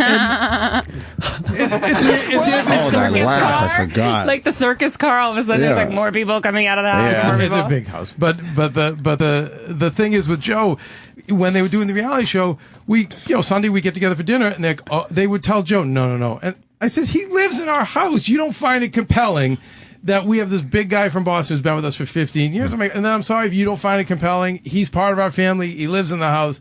Joe, get to the dinner table. And these were like the battles. They were going to try to tell you who to sit with in your own house? Yeah, because, that's just how this is. But that's, like I said, where but you guys got around most of that, it sounds like. I think we were producers on it. But also Maria's, I think, because thank God she had the celebrity. So that if we were Situation in Snooki season 1, they would have rolled right over us. Good for you, though, to not go the easy road with it. That's smart. Yeah. That does make it. That's like Paris Hilton came in. Delightful interview. Oh, but she, very really open and fun and really lovely.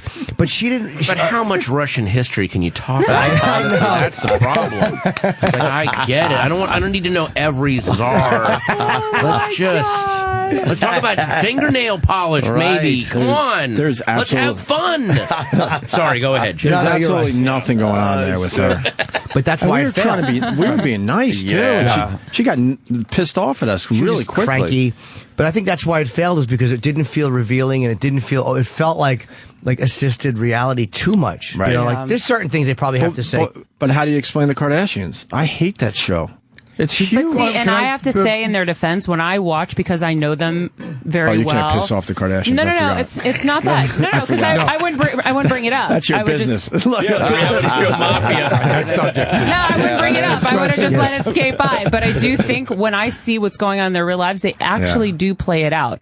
So they are very raw. That's why they're so successful. You can't take that away from them. I think when I watch the Mob Wives, I'm a fan of all these shows, but the ones that succeeded, it's the real essence of them is coming out. Right. So no matter where you stick the Mob Wives, you can put them in a coffee shop and say, I don't talk about Dreeters here. By the time they're done, they're arguing about something that they're very passionate and that they believe in. I think the Kardashians is the same way. Because you kind of know that the Kardashians were really rich, and this is not a created life. Like this probably is their actual life, and even though it's enraging for the rest of us, that's how this family lives. So maybe that's the attraction to it. I don't watch it, but I guess that's the attraction. I'm babbling.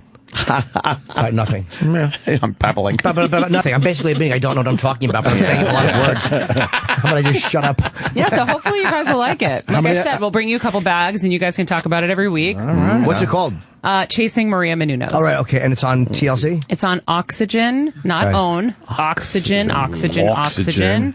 At 10 o'clock on Tuesday nights. Oxygen. How many episodes you guys got? 10. Nice. Oh, that's nice. Yeah.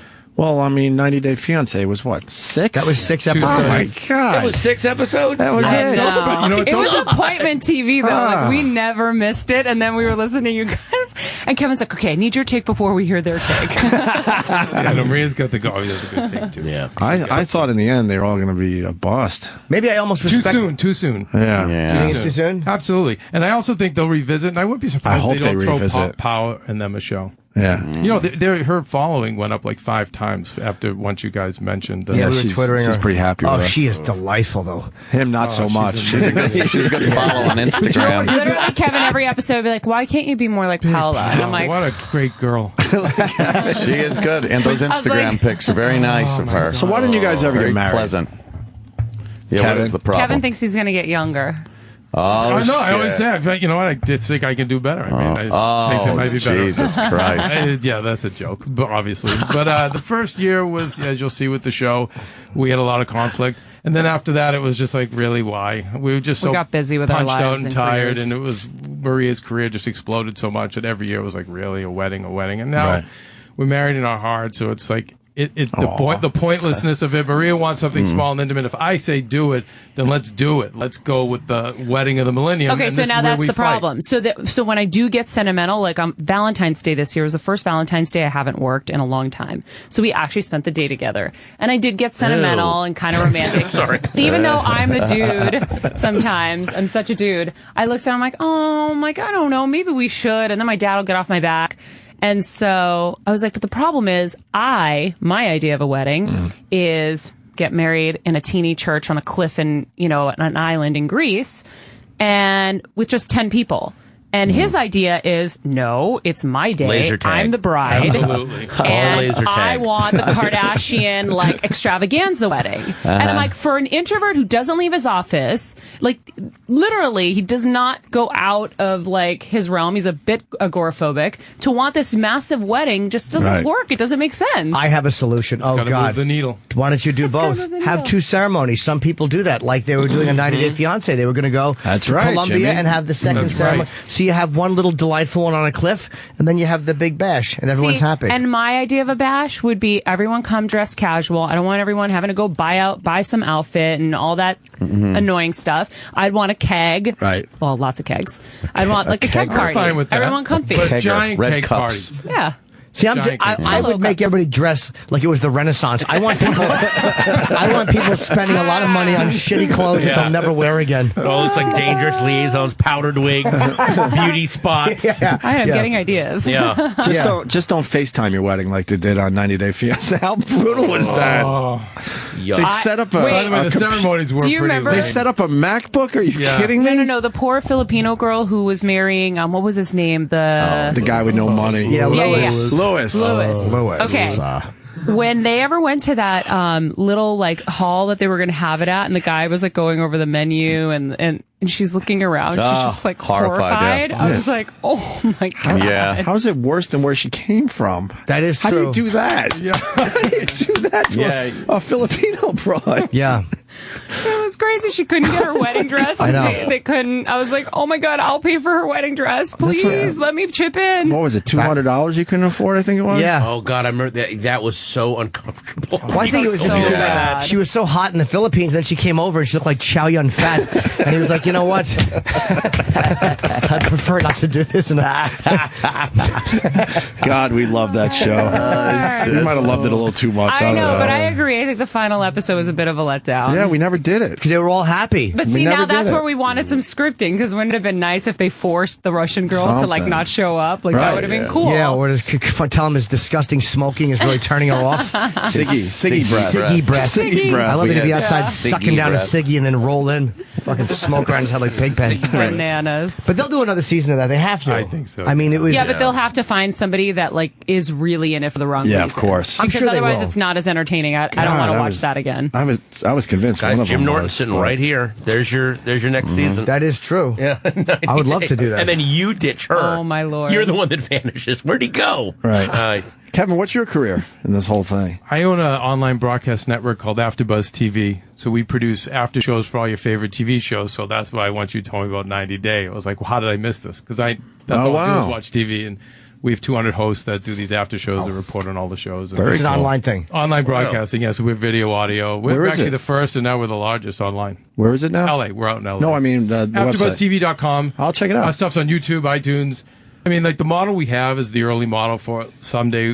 If you guys ever would want to walk away from this, you could easily. I've told Sam this many times. You guys could set up so quickly literally out of a garage. The way Corolla does it, except with us, we're also audio and live streaming. We're video and live streaming. He's audio. Yeah, we need the video angle too. It's obvious. And you guys were so the obvious pioneers to of us. that, and then you got away from it. No I think kidding. You just pulled the cord too early. Well, it wasn't us. We didn't pull no Yeah, cord. they pulled it. They did. They won't let you. Yeah. No, they took Keep trying to plug it back in. They took all the cameras out. It was we were on our way. Yeah. This merger was the worst thing to happen to us. Why did they do But that? by the That way, doesn't you make got sense. contractually. If you wanted to set your own stuff up, you could do that, or could they stop you? Yeah. We're allowed to take Polaroids and Don't show them to ask friends. Don't ask permission, just ask for forgiveness. They're going to bring a caricature artist in. Sketchy stuff. Yeah, the guy through the Unabomber. I'm surprised we're still allowed to Instagram at this point. Yeah. It's unbelievable. frustrating They want to because- just control this. It's like, no, there's so much more to this, and then try to figure out how to make money out I of mean, it. because the show is still growing. I know you guys probably don't realize it, But I will you can tell say, it is. Yeah. the thing that's great about when you have that kind of resistance, because I've experienced it for 14 years in various situations, in various ways, where everyone wants to hold you down. You literally get so resourceful at creating a way to get around it that you get so much smarter, and there's just it's kind of a great.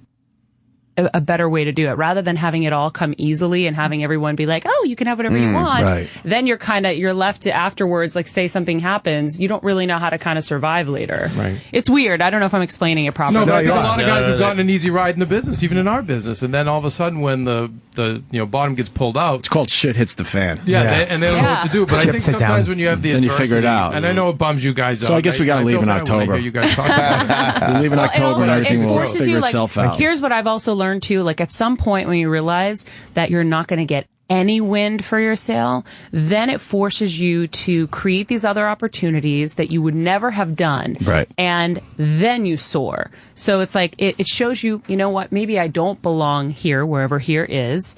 And that's okay. Maybe this is the brick from the sky that's telling me I need to forge a new path. Is that a Bette Midler song?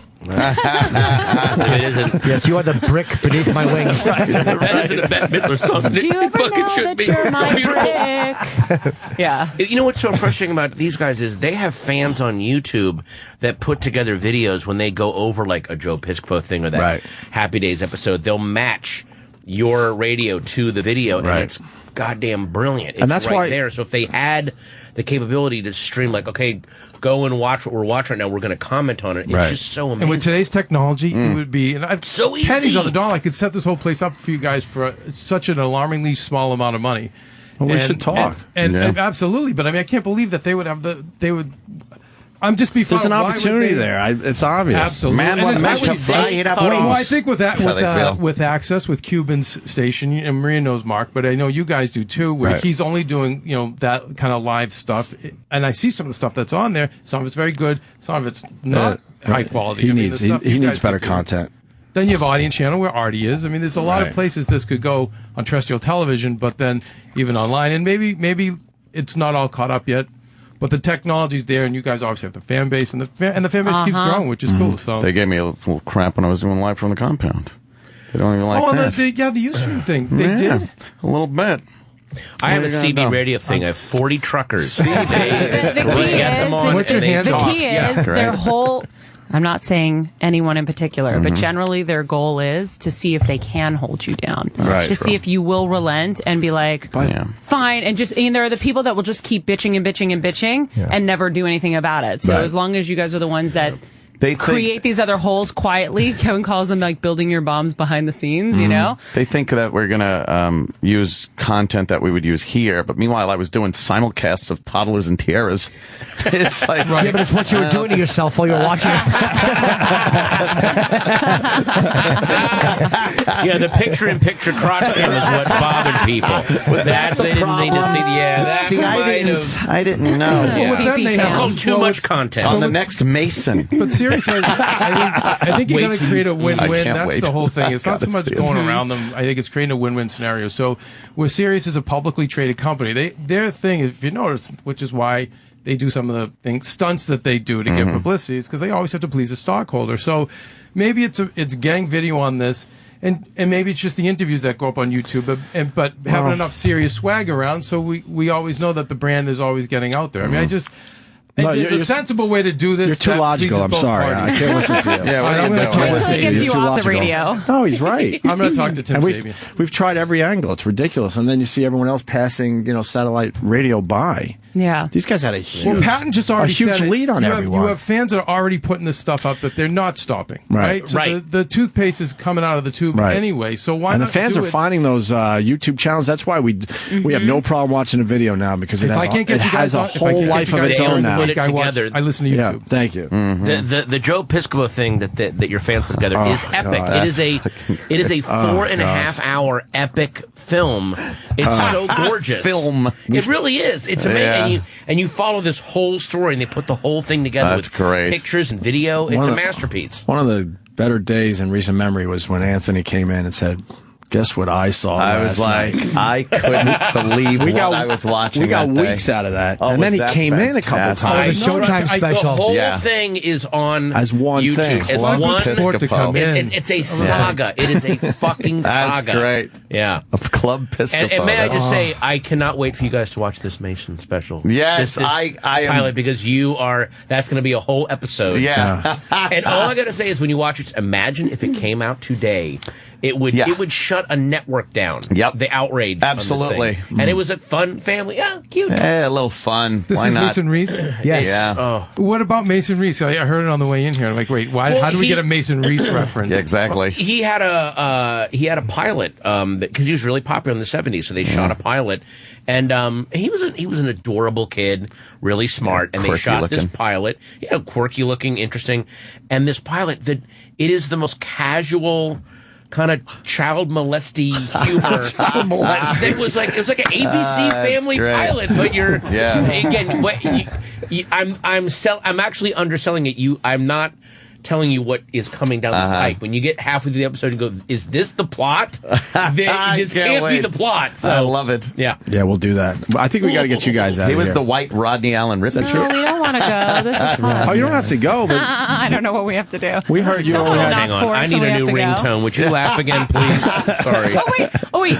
I found someone with the most ridiculous laugh at the airport. I wish Pat was here. And you challenged them? No. It was the TSA guy, and I thought I insulted him at one point because I was like, oh my God, he has the worst laugh. It's even worse than mine. And then I'm like, oh my God, he could get me in trouble, and I didn't even realize it. Oops. Yeah. What was he laughing at? Probably wires he found in someone's shoe. I was telling Kevin, I'm like, he should do drops for radio or something because he was like, whoa, like that at the airport. I'm like, laugh. it's already creepy enough, like when we're flying because we're so scared. Right, yeah, to have that To have Vincent that creepy, Price. and then it ended up with he's like, people always get scared of my laugh, and I'm like, yeah, because it's creepy. I go, and then people think mine sounds like a machine gun. The two of us would be bad together. yeah. Evil. Now for the body I cavity wish we had search. his because we recorded it. We you did recorded record it. Yeah, like Did he you? was, yeah, it was amazing. I'm like, I need this in my life. Now, what part of Boston are you guys from, and how did you meet? Medford, Mass. Oh, Medford. Medford. Both Wait, I Medford. almost heard the accent there. Yeah. Medford. Oh yeah, no, I have a Good old hardcore Medford. accent. The problem is when I'm drunk or tired, it comes out. Oh, there you go. Yeah. Do you try to hide it? Because like newscasters always try to keep their accents down so they don't have like a location. Right. I didn't try to lose it. What happened was when I went on camera the first time in college, it went away because I felt like I had to be like professional. There was like Right. something that came over me, and then eventually it just stuck because I would go in and out. So when I'd be on camera, it would be gone, and then when I'd be back to being, you know, my regular self, it was would come wicked back. pissa. Yeah. So producers would get so nervous because they'd be like, "Don't talk like that on camera." I'm like, "I don't know, but it goes away on camera. Don't make me nervous." So Wow, yeah, I can really hear it when you consciously don't. Yeah. Right. Yeah. yeah. And how do you guys meet? College? It's such a beautiful accent. I met him. It's wicked. It's wicked. Horrible. Yeah, why aren't you phone sex with that accent? I'm taking my top off. Yeah, who's your little cocksucker?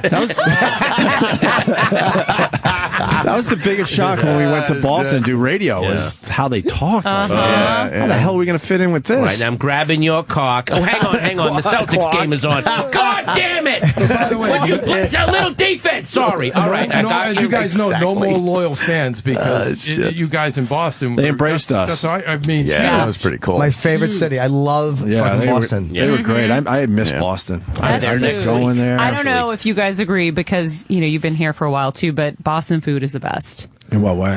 Every way. Yeah. I still have yet to have Lobster? good pizza from this place. And everyone talks about New York pizza. It's John's amazing. Pizza Yeah, there was some great John's? pizza in the downtown. West Village. There's no good pizza wherever I go. I just find the same named place one. is terrible. When we come in and out. It's That's always old and Sparrow, dry, and it just Times sits Square? there for hours and days and weeks. Like the guy that Sbarro won't marry family you. and their little Times Square location. Sparrow. Aren't they going on Steak and cheese subs. Oh, remember steak and cheese subs. Colin and I go to a place. It's right off. It's by the Comedy Cellar. It's off 6th Avenue.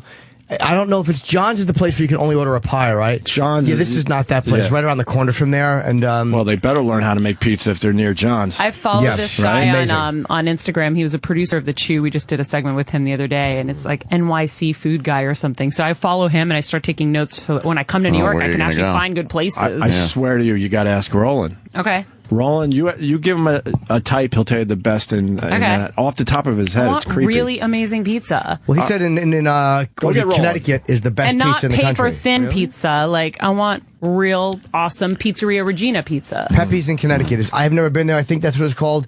He'll tell you that it's in New Haven, and it's supposed to be the best pizza anywhere. Really? That's On the way home, we'll go get some. Here comes your answer right now. Oh, Roland knows everything best about pizza. food. Best Don't pizza screw me, because I will tell people publicly that you picked the wrong pizza place. in New York City. Ruby Rosa. Ruby Rosa? Where's that? It's 235 Mulberry Street. See? Honey, will you remember that? He knows. It's like literally the best pizza.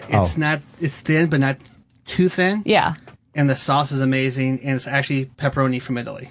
What about the place in Connecticut you love? Oh, Pepe's. Can you write both of those down for me? Yeah, that Pepe's is delicious. So. We're serious about our pizza. Which is better? So you're going to go down... It's too different, though. New Haven pizza is totally different than New York pizza. Would you go to Little Italy just to try the pizza now? I mean, yeah, I would go. Wow. Yeah, I'd go wherever. As long as time permits, I'm down. But if you're healthy, It's have all a about the killer quest chicken for sandwich. good food when we have time off. Right. How do you stay so thin?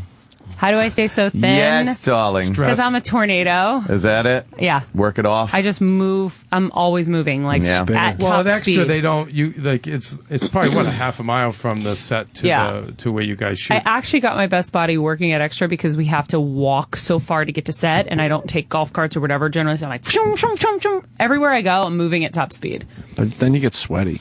Oh, boy. Not really. You keep the Luckily, sweat I'm not down. a sweaty person. Yeah. All right, we should get him out of here. Not before we talk about Chef Nick, because I am obsessed. Who's Chef Nick? Chef Remember the Nick. guys who introduced us to this too. It was the YouTube. I don't remember the guy Oh that. my No, God. Fake chef. The Oh, the fake chef. Yeah, of course. Yeah, of course. Anything? Do you guys remember? Is Yeah, no, anything of more course. Brilliant than this guy. How do we get this guy to do more? Yeah, I know. He was really good. He's one of those like culture jammer pranksters, so he'll pop up when he's ready. He He takes his time. He waits. Like Al Qaeda. Fixes. He just takes it. I know. Thank you for introducing us For to. all we know, improv everywhere is Al Qaeda. We just don't know. Distraction. I mean, What's your theory on the plane, Maria? Wow. oh, I actually asked my assistant to do research for me to see if Obama or any of our top officials have canceled events this week, because that would let us know that something seriously crazy is going on behind the scenes that we're not being alerted to just yet. There's no Super Bowl this week. Maria got her start with nightly news, and like that's the hardcore journalist route. Dateline. There's all this other Today Show. Like Maria's done all this stuff, so she always keeps me up on. I mean, the this stuff. fact that it was in the air for so many hours is very creepy. Yeah, concerning. And the other thing is that they said, I think it was Stephanie Goss that reported that the pings only continue when they're in over water. That when you hit land, they stop. Really? Whoa. I'm pretty sure that's what it was. I have to double check that. So I wonder why that is. Oh, maybe because it's so easy to get lost in over. well, there's like it happens every there's like every hour or whatever when you over water it pings. We're going to talk to Patton's father about this after the break. Call my dad. Ex-Marine guy. Yes. Be a Marine pilot. Gonna call my dad. Yeah, well, and they stayed within those aviation. I call them lanes? buoys. The little buoys in the air. In the air. Right. I mean, Yeah. They're lanes. Air lanes. Yeah. They're air lanes. it's really scary because if this is the What a smart question, though. What politicians have canceled any type of an appearance or an event? That's a smart angle to look at. Thanks. That's something. Tricks of the trade, I guess, right? Yeah, I was just kind of Googling in quotes, missing plane. Something would pop up that helped me. Yeah. Well, because nobody wants to scare people, and then especially if this plane has been hijacked and is somewhere on land, and but we're sophisticated enough to know that by now. We would know by now. You think? Yeah, I think so. I don't But know. what's crazy is when you guys were talking about, I think we were that sophisticated. third world country, and they don't have the means to really kind of lead this investigation. Yeah. It makes me wonder as a journalist when I'm traveling to all these countries, how scary I put myself in these situations traveling on these random airplanes in these random countries. Don't you feel better though? Like I looked at the plane and was like, it's painted nicely. Yeah. They can afford to have the best equipment. Just because the paint job is nice, I'm thinking it's safe. Right. Mm-hmm. Well, apparently this was a 777, and the pilot, these are the elite of the elite planes, and the pilots that get to fly them are the elite of the elite. So this wasn't some... I think what's freaking people out is we are so used to everything is available all the time because of iPhones, because of the internet. So for something this big to be missing, that's what's scrambling our heads. Right. Is, we should just be able to, there's part of it's like, we should just be able to do a Google search and find it. Yeah, But no, it's still a giant world, and there's places that we don't know where things You're saying are. it's not one of those planes where it's like, have a good flight, Dr. Jones.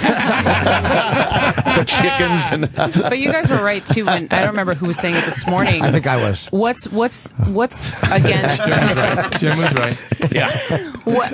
Who's to say that someone didn't show up at this pilot's house and? Oh yeah, we were talking about that. Give him a little what have you. And early hijacking of him, but these pilots, when they get into the cockpit, there's so many kind of ways that they could signal. I think without someone knowing. But what if the person's highly trained and they're watching and they know what they're going to do? I mean, it's or you just turn the guy. Yeah, maybe they were send it radical. your way. You go, you know what? Yeah, I like your way. No, you don't have to crash it. Just land it here. Josh is saying from Boston, the planes. She's talking about continue over land and water, but stop when they go underwater. The pin. That's what he's saying. But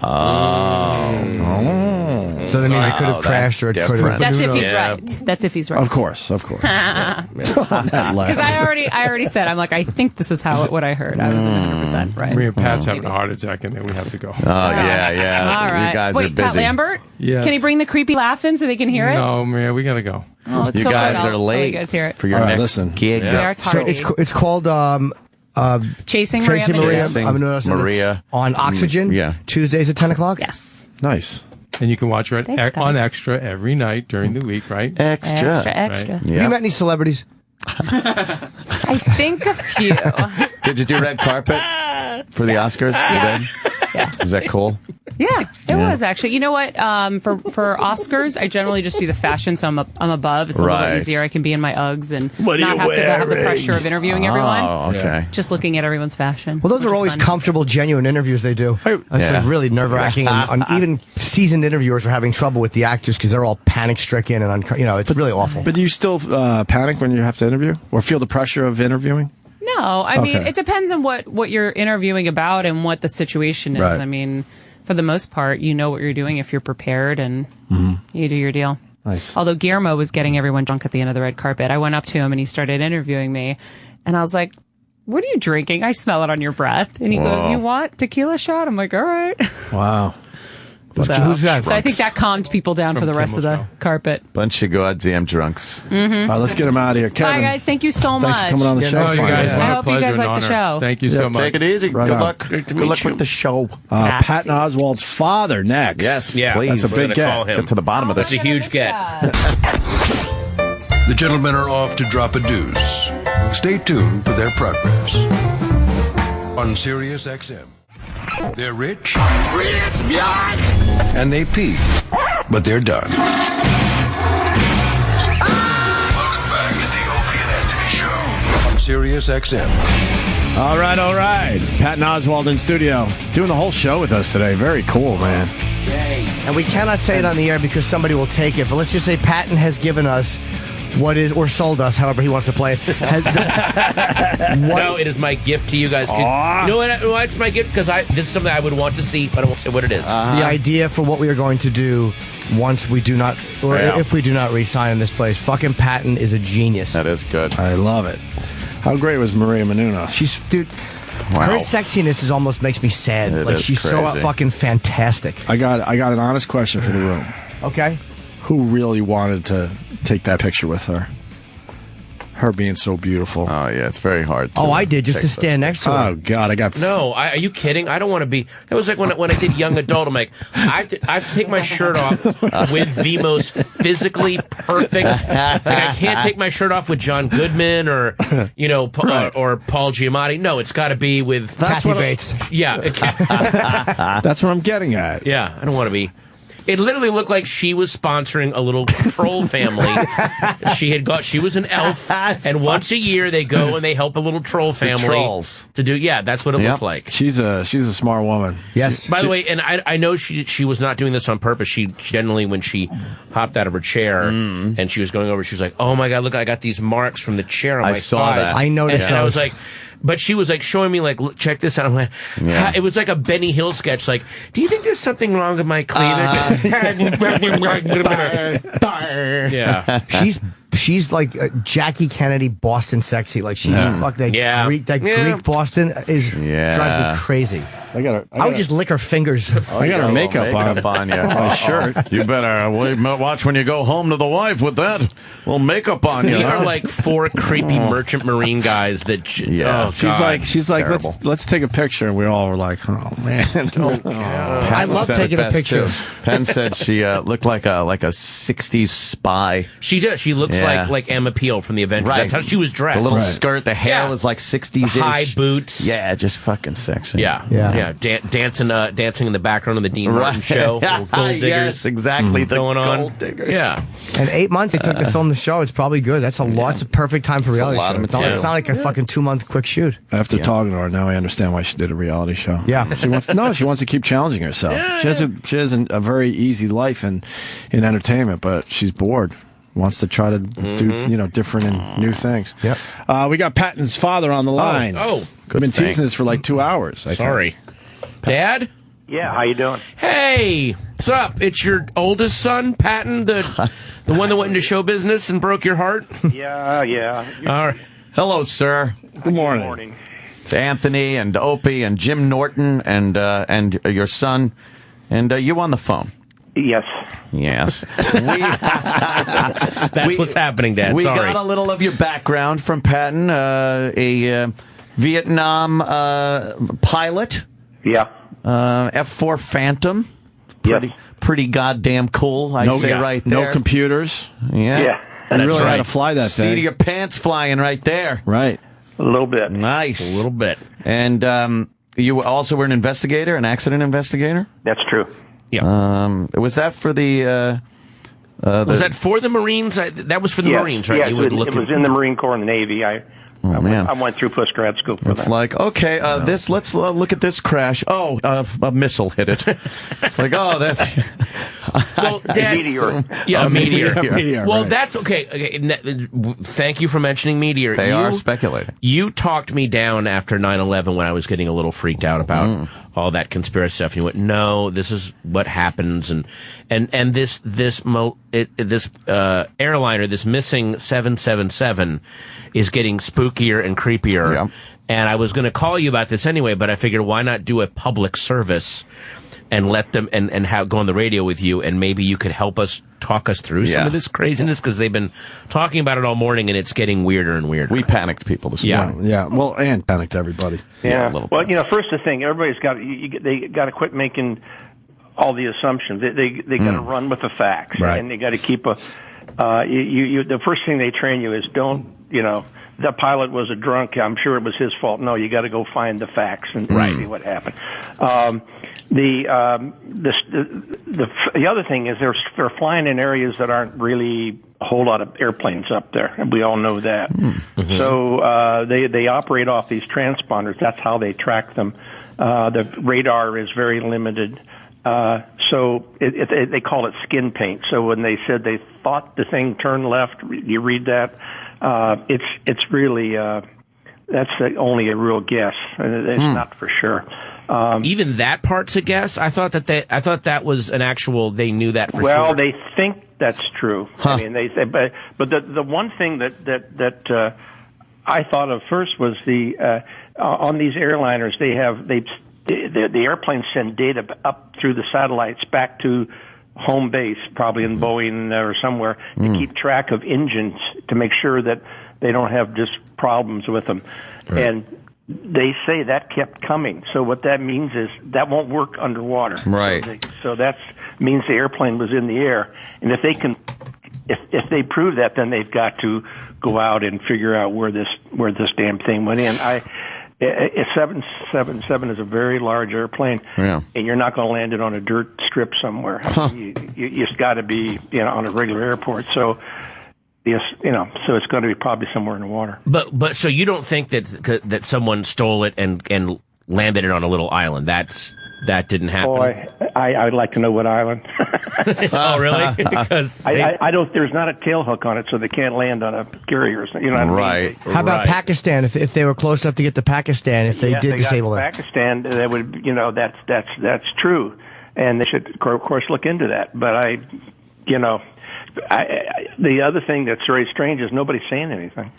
Yeah, that's and everyone's looking at this point. Odd. Yeah, and when you say nobody's saying anything, you mean no governments, no nothing. Is that weird? People say who claim they did this or stuff like that. Oh, okay, right. No one claiming responsibility. Right. But if they have future plans for that plane, which we talked about this morning, like to do something bad with it, like Anthony raised the point of loading it with something and flying it into something, you've already got hostages.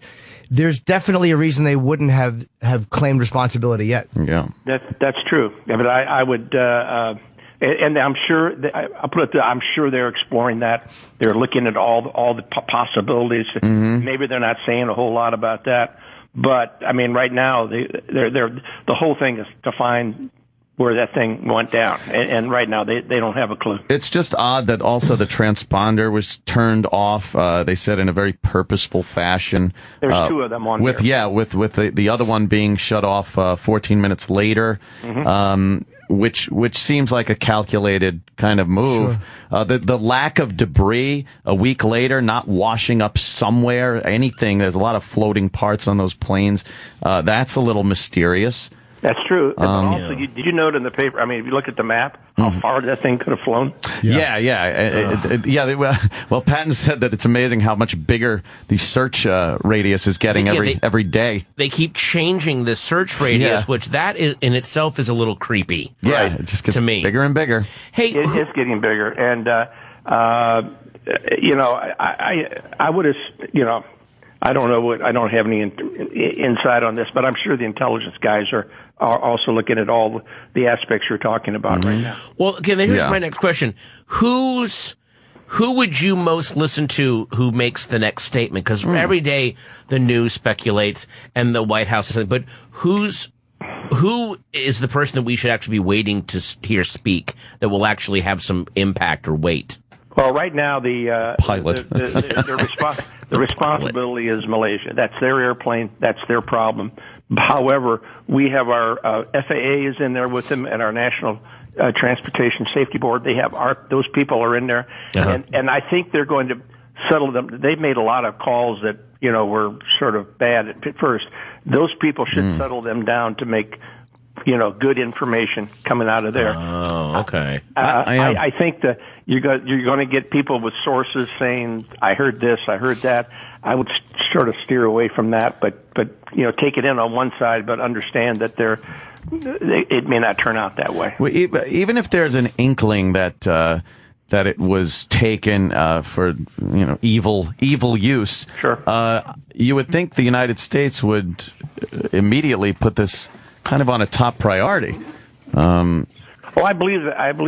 I understand there's a number of U.S. ships over there. I'm sure our satellites are looking for it. Okay, right now. Yeah. And we don't even know that maybe some of our people with high flyers aren't out looking. Or right.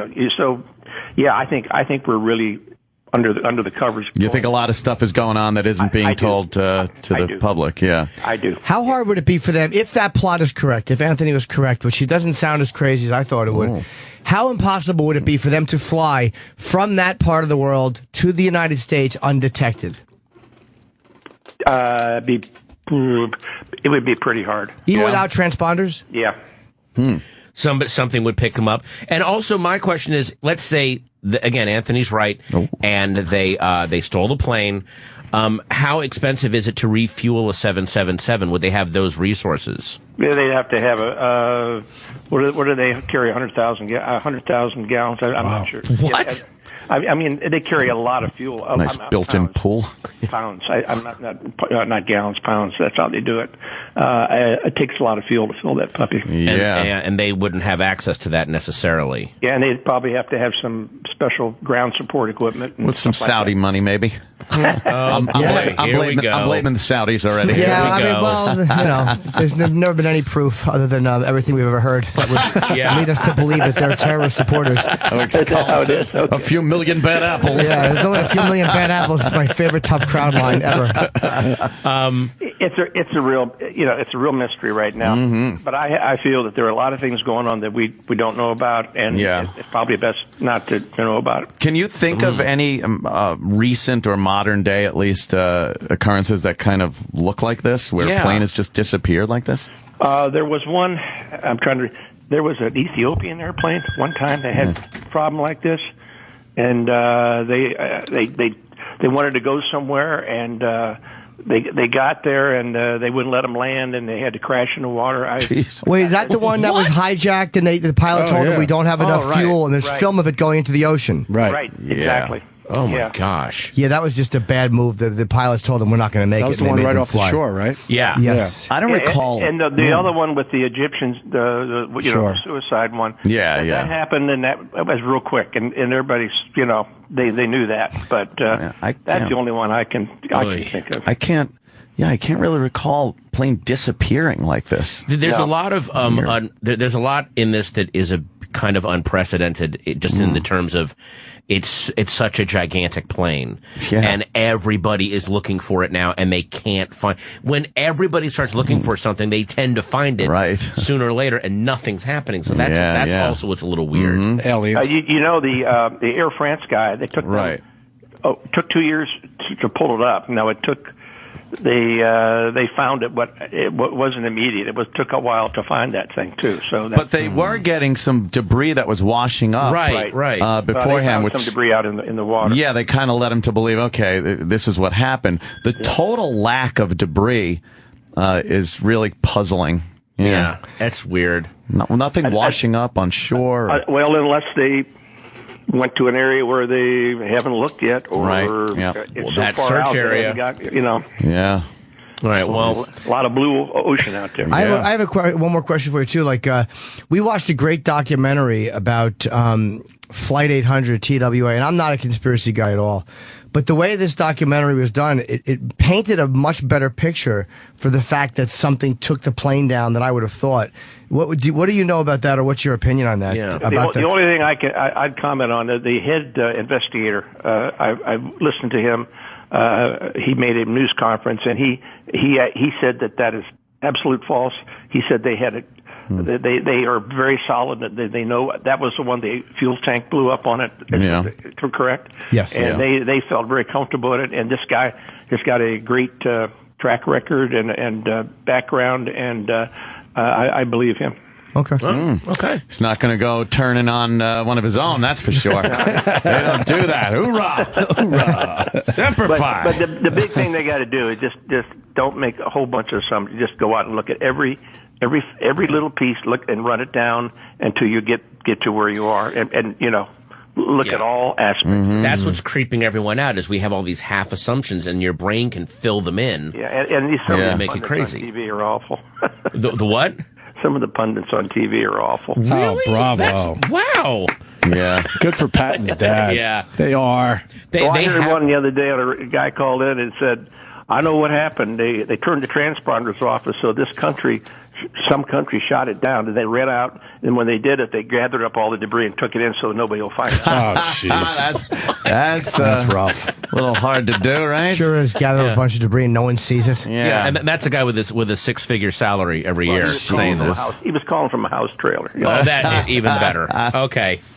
Well, Dad, thanks. Thanks for getting on the radio with me, sir. Enjoy talking to you guys. I'll see you in a couple weeks. I'm looking forward to it. All right. I love you, Dad. I love you too. Bye. Bye-bye. Sweet. I wish my dad wasn't dead. I know. Mine See, too. I know. Opie, wouldn't it be great God, if our I would love to hear my dad say he loves me too. Oh my God, that would roll. Hopefully, you'll both get to see them soon. A couple weeks. I'll just put another rock on his tombstone. It's the same thing. Again, every time something crazy happens with Aviation, I just call him and he's like, "No, look, this is what's happening. It's not logic. that big a deal. Relax. Calm the fuck down. They have to search." He's not convinced, though. He's not convinced that it's not taken, though. He's still. Oh no, yeah. But again, because he's all about until let's chase the facts down instead of just going what crazy, could be some of the coolest footage I've ever seen is that Vietnam footage of the F-4s flying in slow motion, dropping incendiary bombs in the jungle, and you just see the sparks and fire coming up behind the F-4. It's like, God, that is the death and destruction part. You got to kind of take out of it for the moment. Well, you just got to look and go, that is so fucking cool looking. There is something really creepy when you see stuff like that. I know exactly the footage. I know the you're talking shot. about, Yeah. And you go, you know the shot I'm talking about. There's that disconnect of that is absolute horror and death, and it looks gorgeous. It's amazing. So how do I process this when you see something that looks that amazing? And the CCR music, of course, helps. That Fortunate Son does help, like we said earlier. Exactly. You seem to be very different than your dad. Yeah. Well, are you guys alike in any way? I think we're alike in that there's certain things. This is going to sound really broad and general, but there are certain things that we just cannot bring ourselves to care about, so that there's, but we never starvation. We never. No, like there's a lot of like social stuff that people get wound up in, and my dad was always a certain way about living in the suburbs, and there's stuff I just don't care about here, like that people are getting all wound up about, oh, what's going to happen to this neighbor's doing something weird to this. He's like, I don't care. I don't care. But then there was stuff that I would get wound up about growing up that he's like, I don't know why you care about that. I remember one time too that again he had this. I got my ear pierced junior year of high school and didn't tell them. I have to get my ear pierced because I'm dangerous, man. And a big Ed Bradley fan. Exactly. Yeah, I'm dangerous. You better look out. And I sat down at the kitchen table, and my dad's face. He had that. Here's what was weird about it. He had that look like, okay, wait a second. I don't give a shit about this. Because again, it's like I've been through Vietnam. I've actually seen. But this is the closest this kid's going to get to doing something dangerous and cool. So now, should I maybe react a little bit and roll my eyes so that he can feel it? Like he knew that if I just go, I don't give a shit. I'm like, this is my rebellion. You need to react to this. Right. So he did, but he was so not committed to the. Oh, so you got your ear... Like, he was trying to be angry about it. He's like, I just don't give a shit. See right through it. He doesn't care. Yeah, I do whatever. Yeah. So there was that kind of, and then I got into that same problem when I started doing stand-up. There were certain things that people told me that you're supposed to be focused on, and I'm like, do I pretend to care about this? I don't care, right. I have other stuff I'm concerned with. So that's the one way that we're also... I'm very, as I get older, and maybe he was more like me when he was young, but as I get older, I am all about, I want the fucking facts before I go forward with anything. I don't care about being liberal or conservative. I want whatever the facts are, and I will follow the facts. Give me the fucking facts and the numbers. I don't want anecdotal evidence. I don't want, but I know one guy that, great, you just named one fucking guy. Like, that's how I will go. I don't want pure emotion. Give me the guy. And the older I get, I'm just like, give me the facts first, and then I'll decide. Yeah. So that's, and then I'll get excited. Should we? With that, we should get Alex Jones on the phone. Where's Alex? Are we trying to get him on today? Yeah. For real? Oh, I'm sure we have him on every once in a while. I'm sure he has a good fucking. Has he ever burst into tears while you're talking to him? We goof on him a little bit. We do goof on him. Yeah, he's his friendship with Jesse Ventura. Yeah. But even he has to know Jesse is a boob. A bumbling boob. He has to know that. Yeah, all those guys. If you don't think the government knows where that plane is. Really?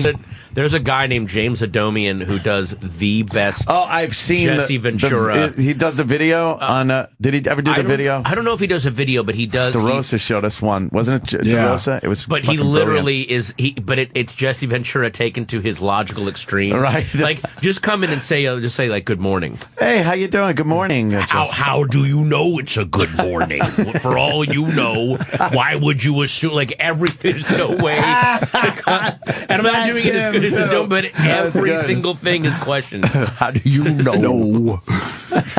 Just because it's sunny and pleasant, maybe there's a. All right, fine. Well, why do you know it's fine? Oh, Jesus Christ! I was a Navy SEAL. Oh yeah. Well, we weren't even talking about that. Yeah, exactly. I don't know what that has to do with your. Yeah, that's also that great thing when people bring up weird. They'll bring up something we're like, well, that's great, but that has nothing to do with what we're talking about. It's a weird thing into shaming you into not arguing with them any further. Yeah. Right, yeah. You know, it's like whenever I'm punching somebody in a wheelchair, they always have to mention it. Like, hey. That whole thank you for your service thing he did to you. It's like you can't argue with him about anything because he was in the service. Did you ever see these guys? They have a YouTube. They're called Red State Update, and they play like the most hardcore right wing guys. And they went to Comic-Con one year. They put together this video. It's like 2 minutes. They just cut it all together. And at first, they're starting off. They're talking to an actual guy who's a Marine. He goes, "I just want to thank you for your service." And then they literally are talking to stormtroopers. "I just want to thank you for your service." Like anyone in any kind of uniform, they thank them for their service. And it gets to the point where they're like literally talking to like Jawas. "Well, thank you guys for your service." Fantasy game character people. Like Pikachu guys and Sailor Moon outfits. And they talk to a girl in her Sailor Moon outfit like, you Navy people, just thank you for your service. It's so great. Yeah, that is funny. It's great. Yeah. My dad. This is a Marine veteran, but a Vietnam veteran. But he's like, you need to, you have to also. Yes, we need to obviously help the vets, but sometimes you also need to move on a little bit. Or you can get trapped in that world. You know, there has to be a balance. It's all about balance. Yes. You know? So, what's the guy's name that you talk about? Jesse Ventura. Jesse. Sam, could you look this guy up? James Adomian. That's amazing name. Amazing. How many siblings you got? I got a little brother. Yeah. Who's did a thing called Puddin'. Did a little series on YouTube called Puddin' with Eddie Pepitone that was pretty funny. It was just, you guys would love it. It's just this guy. I'll watch it after Mason today. Break room. They're literally like 8 seconds long. And this guy, Eddie Pepitone, comes in and he's just the worst coworker ever. At one point, there's one where he opens a can of Pepsi and it kind of spurts on him and he just goes, "Touche, Al Qaeda." Everything is just the most hateful. Do you retweet him a lot? Puddin' he is actually. Wait, no, your brother. There's another. Is there another one you retweet that's your name or is your last name? No. Well, no, he's Matt Oswalt. Oh, it is Matt Oswalt. Puddin' Strip, yeah. Okay. And he's really, really funny. I wasn't sure is he going into the business officially, or? Well, I mean, he writes stuff and he does videos and stuff like that. But he has a, and this is I'm not saying this. This was said to me. This wasn't. But I was hanging out with Judd Apatow, and he's like, "I think your brother might be the funnier Oswalt because he retweets his Twitter. His Twitter stuff is so dark. I gotta follow him. Shit. Yeah, he's really funny. At Puddin' Strip. He was having his on New Year's Eve. He's like, "Boy, I hope 2014 goes better than birth up to 2013 for me." Like, just all these horrible. His life is just so. He's really funny. I just yesterday followed a parody account. It's obviously a parody account because it's Adolf Hitler, and and he's really like snarky and anti-Semitic. So but he's like the hipster anti-Semitic. Yeah. It's kind of like he's joking. You know, he's just joking. about that. It was World Banking's in kinda trouble. I have a nose who's responsible. Shit like that. Like, See what you did there. I got you, Hitler. Whoever did that Gary Berghoff account? I thought it was brilliant. I wished it had been me. That was one of the best things. Dude, it made me so so good. happy. I don't care that it was fake. I love whoever did it. It was a masterpiece. He was perfect. Just bad-mouthing Alan Alda. And everyone They pretty kept much. calling him the turd in capital letters. Looks like the turd's going to be there. Just was that great? The only other the fake account I'm following now that I think is so amazing is someone is doing a fake account for the Epcot Center. Yes, I saw that one too. Clearly, somebody. It's like that it's despises like an Epcot, Disney. Despises. It's also it's like it's their PR person, like their online social media person who's kind of having a lot of personal problems. And is trying to talk about Epcot Center, but keeps having these breakdowns. I love the little public service things of like an attraction that isn't working for some odd reason. Yeah. And stuff. It just so random. They pop up. Oh, yeah. Please don't. Jesus. Please don't leave. Can we go to this Twitter account? I want to see some of these tweets. Please don't leave used diapers in the shrubs at the Italian pavilion. And then they do the Epcot Center mailbag. So people ask, like, what kind of acts have performed at Epcot Center? They go, we've had Bobby McFerrin, Michael Damian, and Venom have all played. Venom. Oh, hang on, wait a minute. Yeah, this is the Epcot Center account. It's so good. Turn that screen on. Oh, Sam Roberts. This monitor isn't on. Thank you, Sammy. Here we go. Question: what is Epcot's maximum capacity? And answer: unfortunately, I can't tell you now because we're having a fire drill. Please be advised that the gentleman who signed hundreds of autographs for Epcot guests today was not Orlando Magic guard Jameer Nelson. What? It's so odd. It really is. I've been following this for about 2 months now. Oh, God. Robert Allen Epcot would have turned 100 years old today. The legendary Epcot Center co-founder died in 1984, but his spirit lives on. When I read that one, I'm thinking, wait a minute, no, Epcot's an acronym. And then I realized, oh, it's a fucking goof account, you dummy.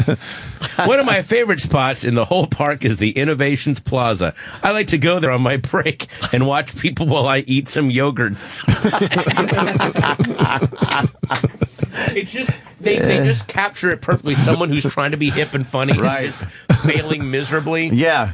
There was another guy a while ago called Dad Boner. I don't know if you ever followed him. It's basically Boner. your dad on Twitter trying to be cool. He's like, guys, these new Arby's sliders can't be beat. It's just like trying to be cool and talk to people. And it's just this fucking I love idiot. it.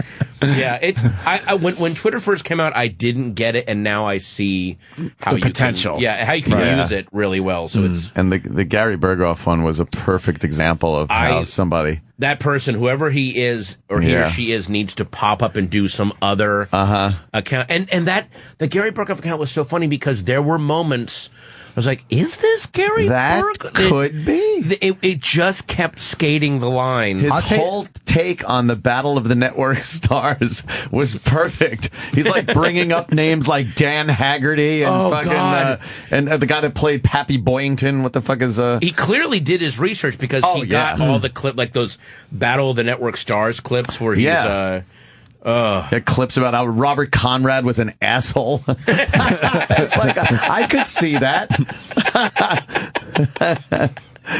Oh my God. That was a good one. Here's my brother's Twitter from yesterday. Baskin Robbins employee who gave me extra scoop on my Rocky Road cone is the best pity fuck I've ever had. I often wonder how my life would have turned out if back in the summer of '87 I followed that Carnival Gypsy's advice to kill myself. Holy shit. I know, it's just a little dark. Oh, way dark, yeah. Watching an old person eat plain yogurt is the most effective appetite suppressant I know of. Anyway, so yeah, that's good. Fucking funny, man. Yeah, he's a funny kid, dark and fucked up. Oh wait, this is going.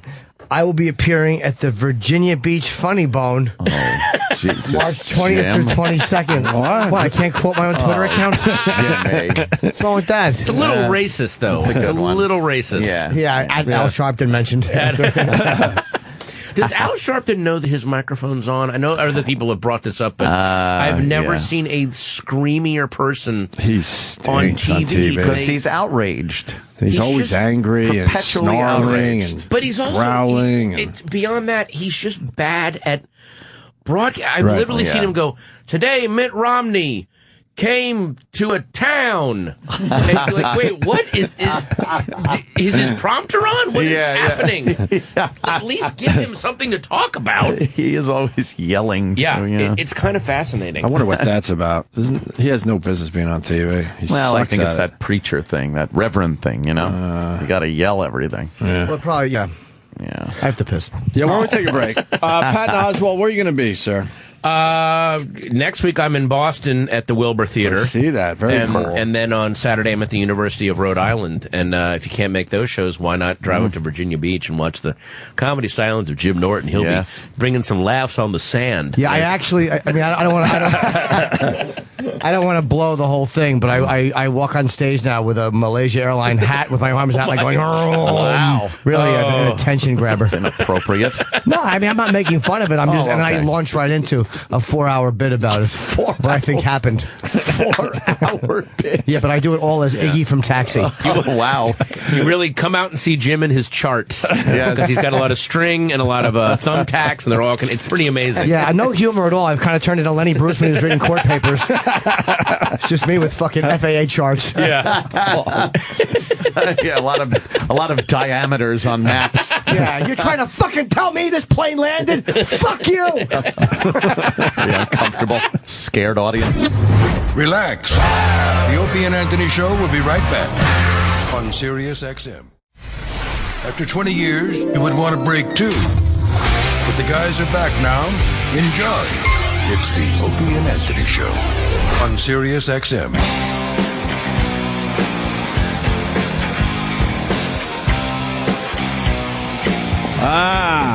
If you held through the break, got a chance to see the WWE Raw at Barclays in Brooklyn, March 24th. Talking a week from Monday, right, Sam Roberts? Oh, yeah? Yes. Is it reasonable? Well, it's free if you win. Oh, that is reasonable. I got to read the slug line. For the latest happenings in WWE or to see when WWE will be in your area, visit WWE.com/events for tour dates. But we'll take a random caller right now to see Raw in Brooklyn. Sounds good. Yeah, and you hit those W's very well on that read. WWW. I did. W. That's the old days. How about double do? Remember when you used to have to go, what's the address? And people would go, http://www. Honestly, it took forever. Honestly, we don't need the www. No, you just fucking say whatever.com. You can Google now in the fucking in the address bar. That's right.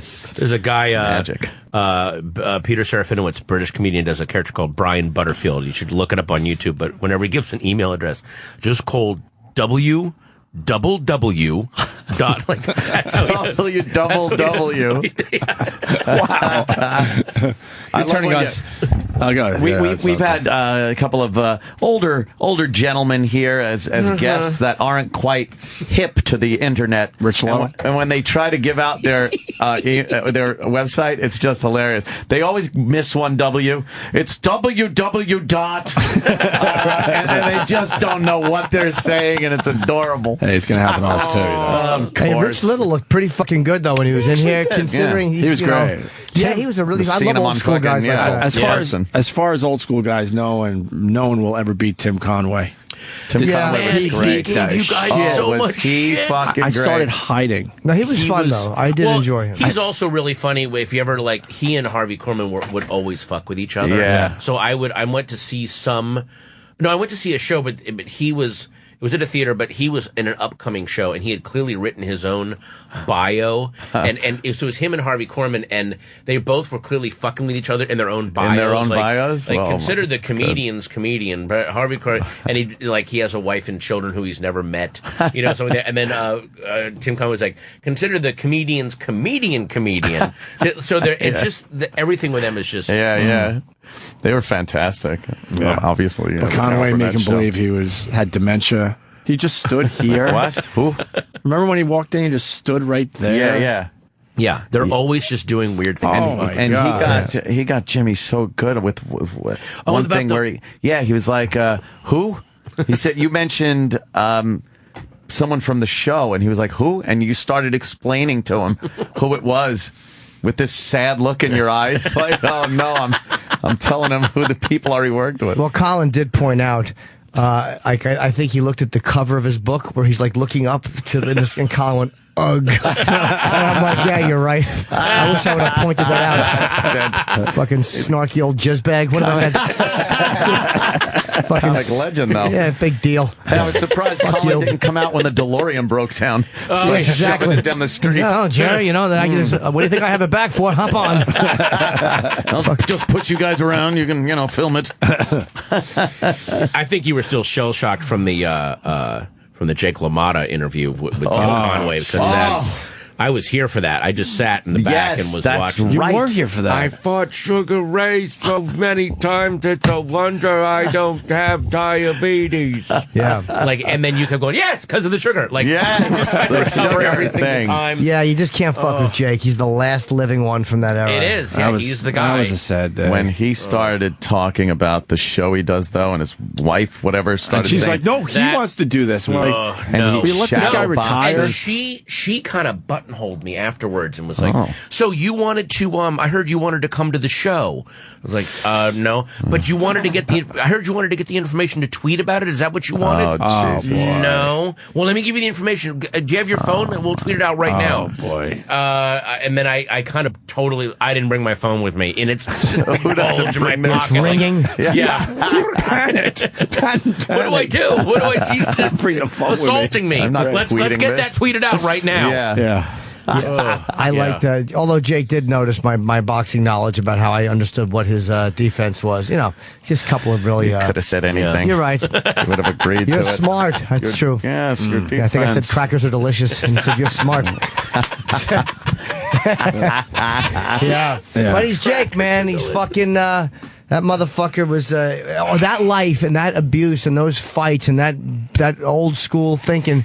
And he was a professional before World War II broke out. That's just unbelievable. Those hands were like the thumbs were permanently back from they were back further than normal thumbs, and the knuckles they had been so broken and healed they were just like these little metal knobs. It was just they weren't even human anymore. They were just this evolved, just made to punch with. Exactly, just punching machines. Yeah, you think his hands ache?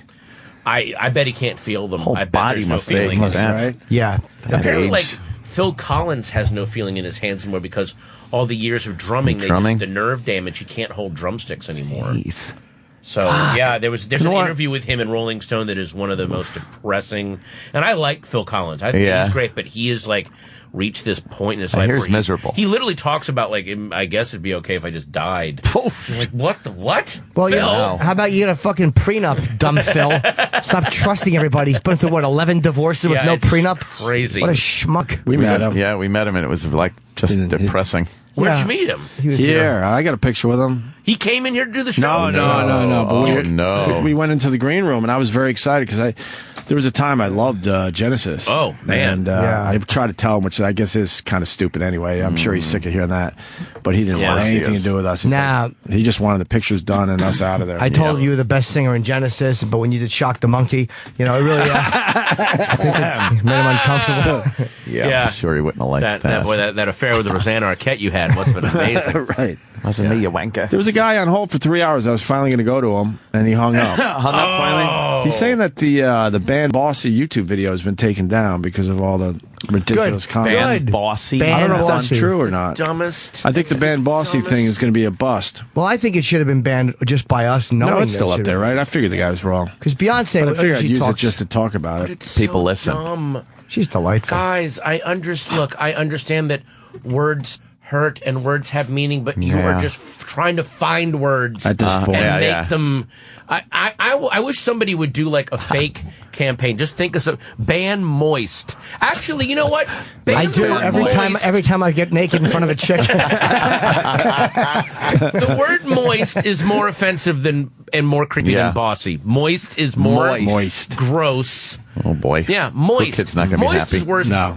Moisture. Moist. Moisture. He Yeah, uses. moist. Ban No, he moist. says moisture. Ban moist. It's Yeah. offensive.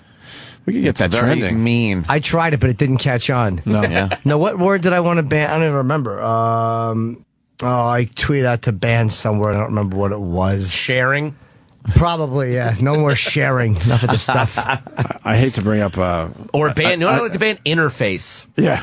You need to interface on this. Yes, unless you're Shut talking up. about coming. Oh, for the love of God. I keep forgetting where I am. Exactly. I'm getting lofty.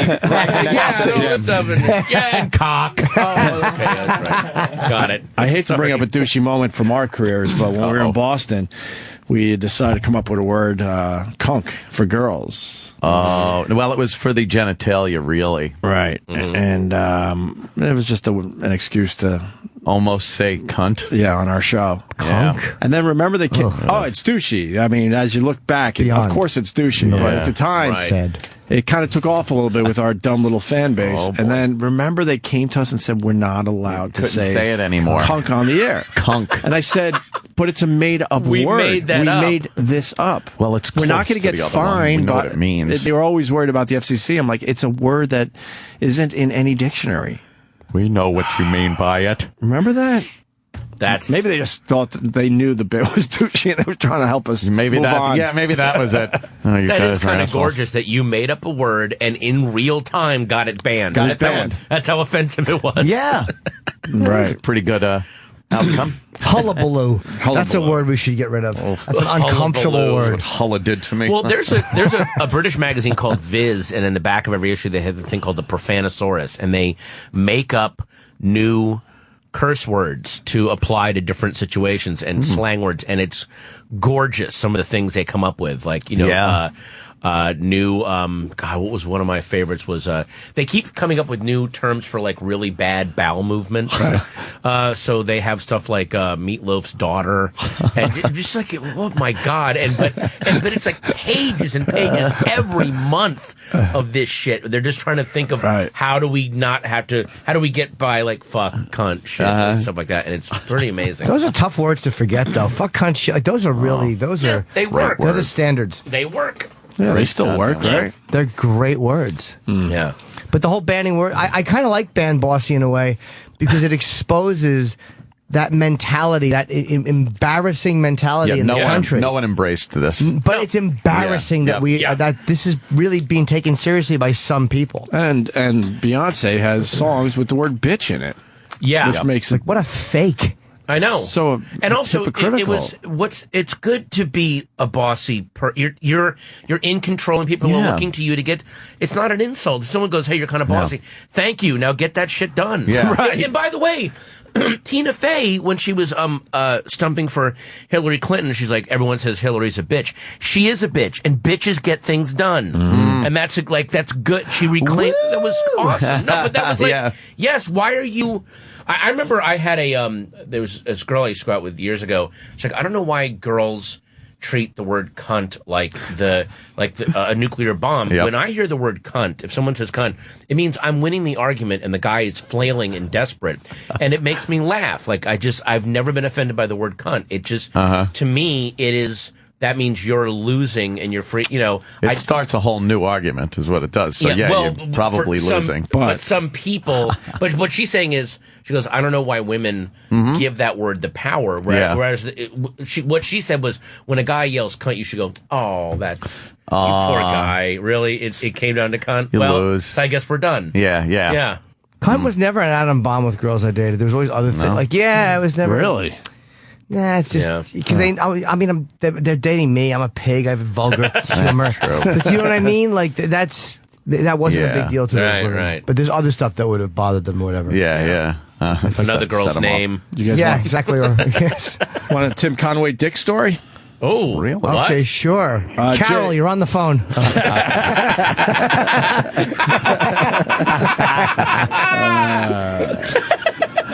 That's quick. Oh, wow. That Jim Norton is quick. Jay, what do you got, buddy? Staten Island checking in. Hey, I heard a story. It was on HBO, and I believe it was Mel Brooks that Harvey Korman and Tim Conway were outside the studio, and they were drunk. And the tourist comes up to them and asks them where someplace is. And he pulls out his dick and shows the vein. He says, well, if you take the 405 and was pointing at his vein on his dick. I remember him saying. Oh, yeah? Giving someone directions on his dick. I don't know if that's true, but I want it to be true. Of course. Especially I'm pretty sure I really heard that. Especially if the guy that approached him was like a Carol Burnett show fan. Like, it's a wonderful Sunday night show, and the family go, Mr. Conway, and he just whips his dick out and starts showing the vein highway. Here's the thing. I don't think that story is true. I really want it to be true. Yeah. I'm gonna repeat it in the future as true. Just make it absolutely with a different person's name. Yeah. Hey, how was Jimmy Fallon? Did it last night, huh? So much fun. Yeah. So much fun. That, he's made the show an event again where they try to do, I mean, not every night the event happens, but they pull shit off that then goes viral. So when you watch the show, you feel like, oh, I'm up on what the internet's going to be all freaked out about the next day. Like, oh, I saw that last night. Did he try to do them with you? Or? Well, we ended up, we just had you can actually kind of talk to him. Like it's like you're hanging out with someone. So we had planned a segment, but we kind of went off the rails a little bit in a fun way. We started talking about my employment history. My brother had made this thing for my birthday where he burned onto wood. He found this place, they do these really nice wood burnings. All the jobs I had before I became a comedian. They're just awful. And we went through each one. And I just started kind of talking and bad-mouthing all these places.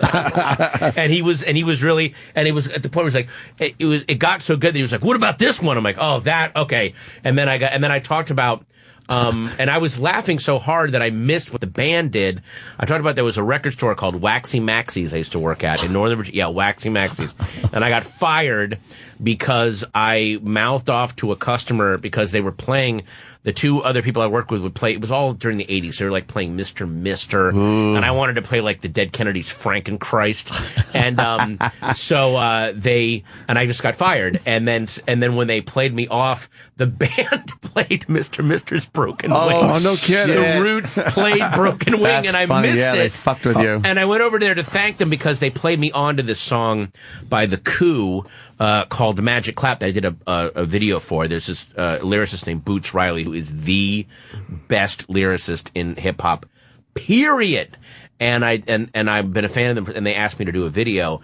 So the Roots found the video, and they played The Magic Clap when I came out. I was so happy that I went over to thank him for The Magic Clap. I'm like, we just played Broken Wing. That's funny. I'm like, oh God, I totally, because I was laughing so hard about what a douchebag I was at this record store. Do you know how good the Roots are? I did Fallon a while before they had the Tonight Show, and they play. I didn't even know they did it.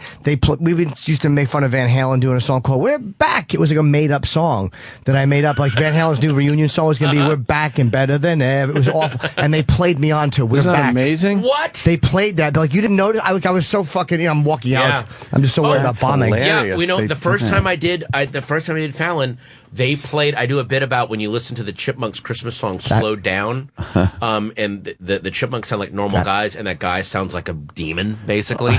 And they did that when I walked out, and I missed it because, like you, I was I'm like, I don't want to do badly. You're walking out. Yeah, I was actually telling a story about losing my wallet in a tranny bar, and so I was concentrating on not forgetting any of the facts. I want to get every nuance of the story down. Right.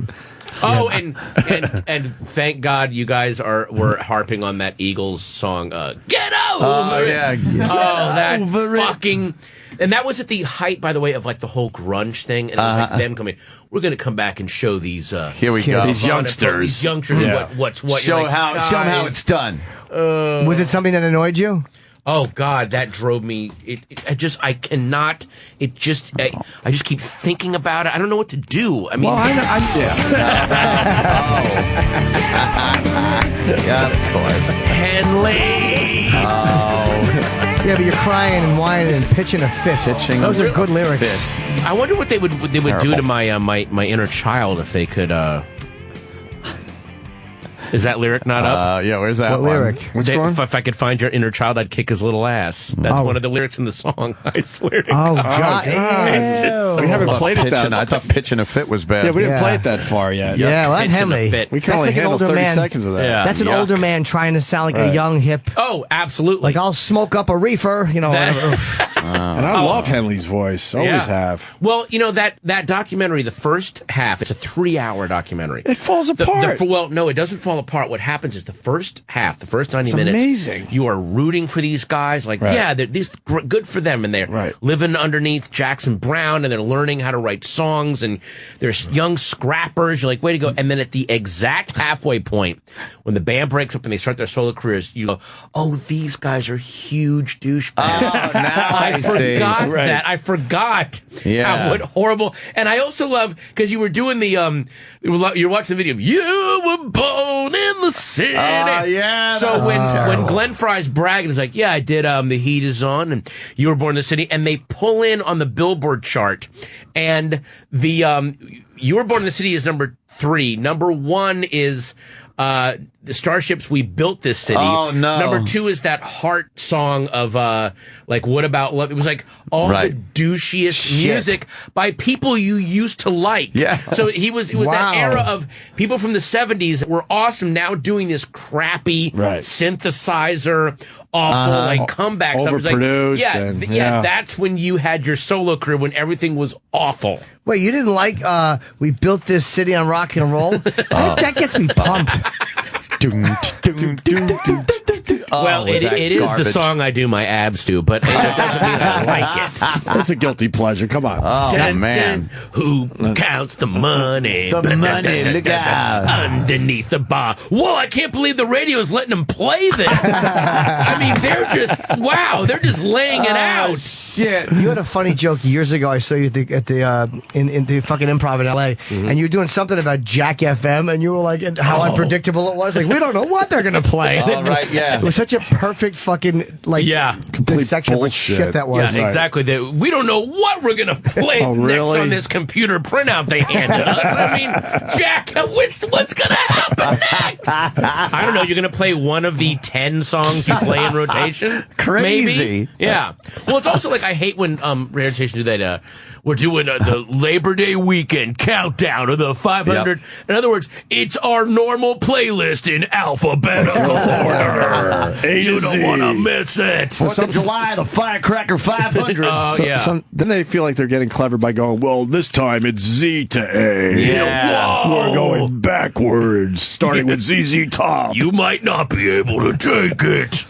Oh, so bad. You Belong to the City has put me in a bad mood. I'm sorry. Thinking about that lame song. But do you know what they did with that song? They had local traffic reports for every city. What? No, wait. You didn't know that? Yeah. We built this city. We built this city. I'm sorry. They used to, they put in their own logo when it was like, that traffic about report? San Francisco. But every city had their own version of that the band cut. I remember BAB. That's how bad they wanted that song to work. BAB played one and it was like, traffic on the Northern State Parkway. Right. Sorry, Jimmy. I was thinking that before. You're right. I remember that. And that was actually, I hate that they did it, but it was brilliant. It was brilliant that they did it because it worked. Remember you guys were going over the You Were Born in the City video, and I couldn't see it, but I know what the video is. She's like, look at that cigarette dangling. And he went, what a dipshit. Like, the guy's trying to be cool, but he's dangling. Sometimes the simplest thing just works. You don't have to get too... So even if you've never seen the video, you could visualize everything you were looking at, just the weird the jacket kind of open, the cigarette dangling. Look out, man. Dude, you're 47. Just calm down. Yeah. Those horns make me upset me. And we still don't know where he was walking to. Just walked all night. Yeah, just like a smoky night with a girl. How about show us the destination finally? Yeah. Boys of Summer is a great fucking post-Eagles song. Boys of Summer that's a terrific Love that tune. song. I love that. And that's actually a song that's one of the few songs where he acknowledges, I'm getting older, it's going away, and I gotta face this shit Right. now. Like, Yeah. that's kind of cool. It's like what I'll do is I'll bookend that with Summer Nights by Grease, and it's got like a whole summer theme, The Young and the Old. Oh, Jimmy. I do. I was actually listening on Spotify. I was listening to the Grease, which is odd because I own it. I was listening to the fucking soundtrack. It's great. I do gotta say, they had one of those Grease sing-along screenings, and so I went with a bunch of friends to make fun of it, and then we all ended up just sitting there going, I think we know all these fucking Absolutely. singing along. Like, Just having a good time. I mean, and not just Grease Lightning and Summer Nights. We're just saying, hopelessly divine. Yeah. I'm like, oh my God, do I know all these goddamn words? Yeah, not only do you know, but like what you say it the way she did to you. No. There was things I could do. My God, I even know Rizzo's song. I think you secretly wanted to go there, Pat. Come on, that's a goddamn great film. Yeah, it is a goddamn great film. Certainly is. You know what he was doing with her in the sand. You know, telling her to turn over and pretend she was a guy. Hey,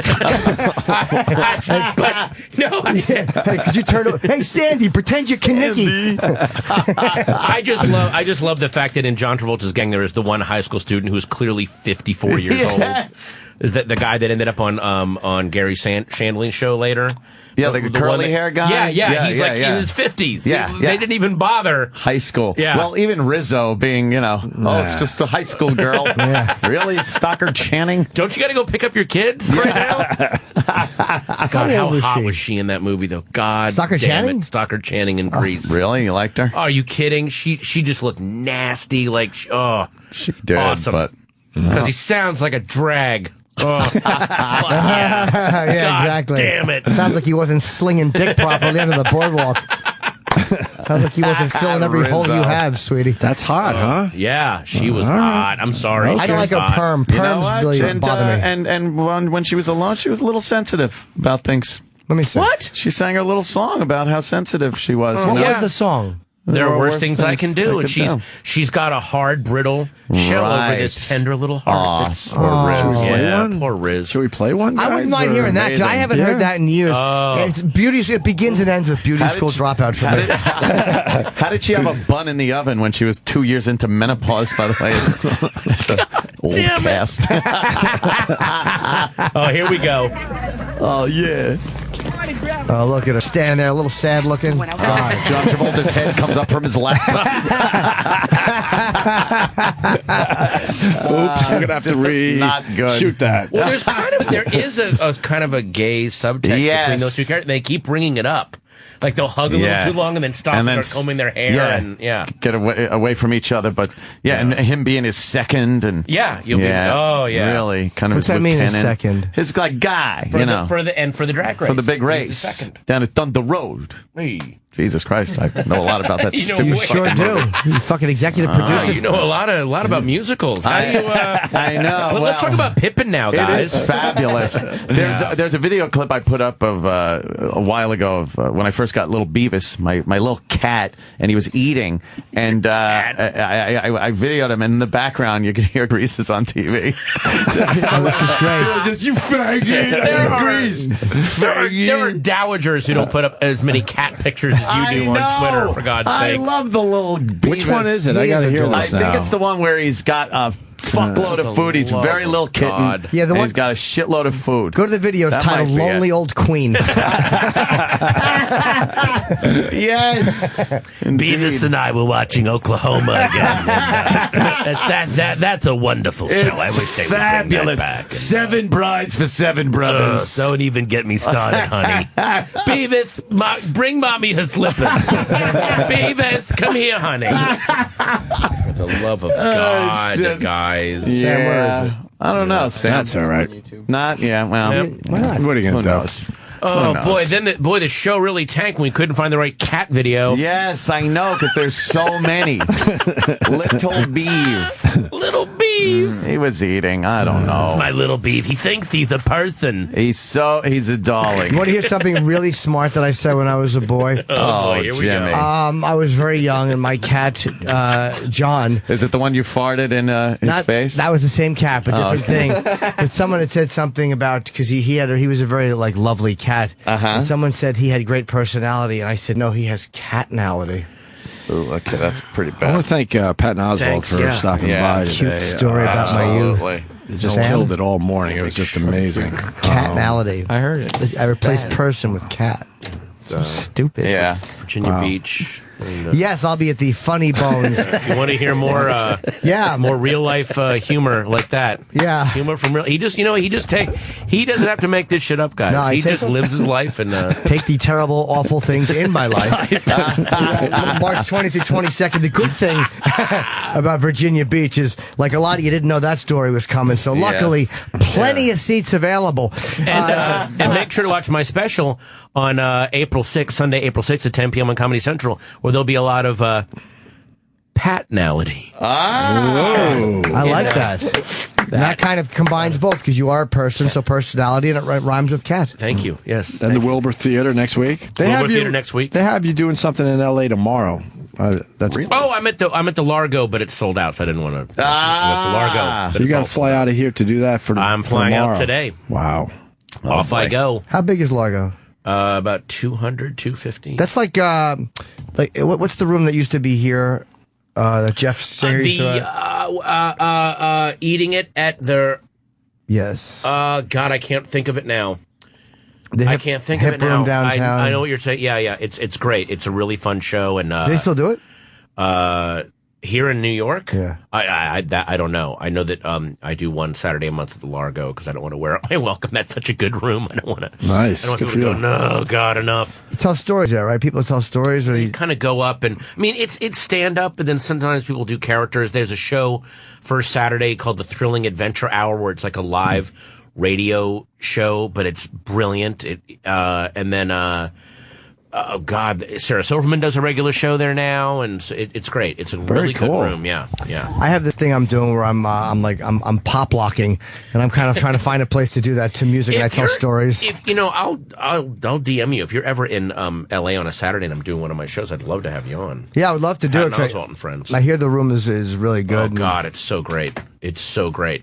Whenever I hear that, I go up and shit the bed. I always do well when I hear it's a bloodbath in there. Yeah, exactly. What's that? The Sklar brothers told me one time the worst thing they've ever heard.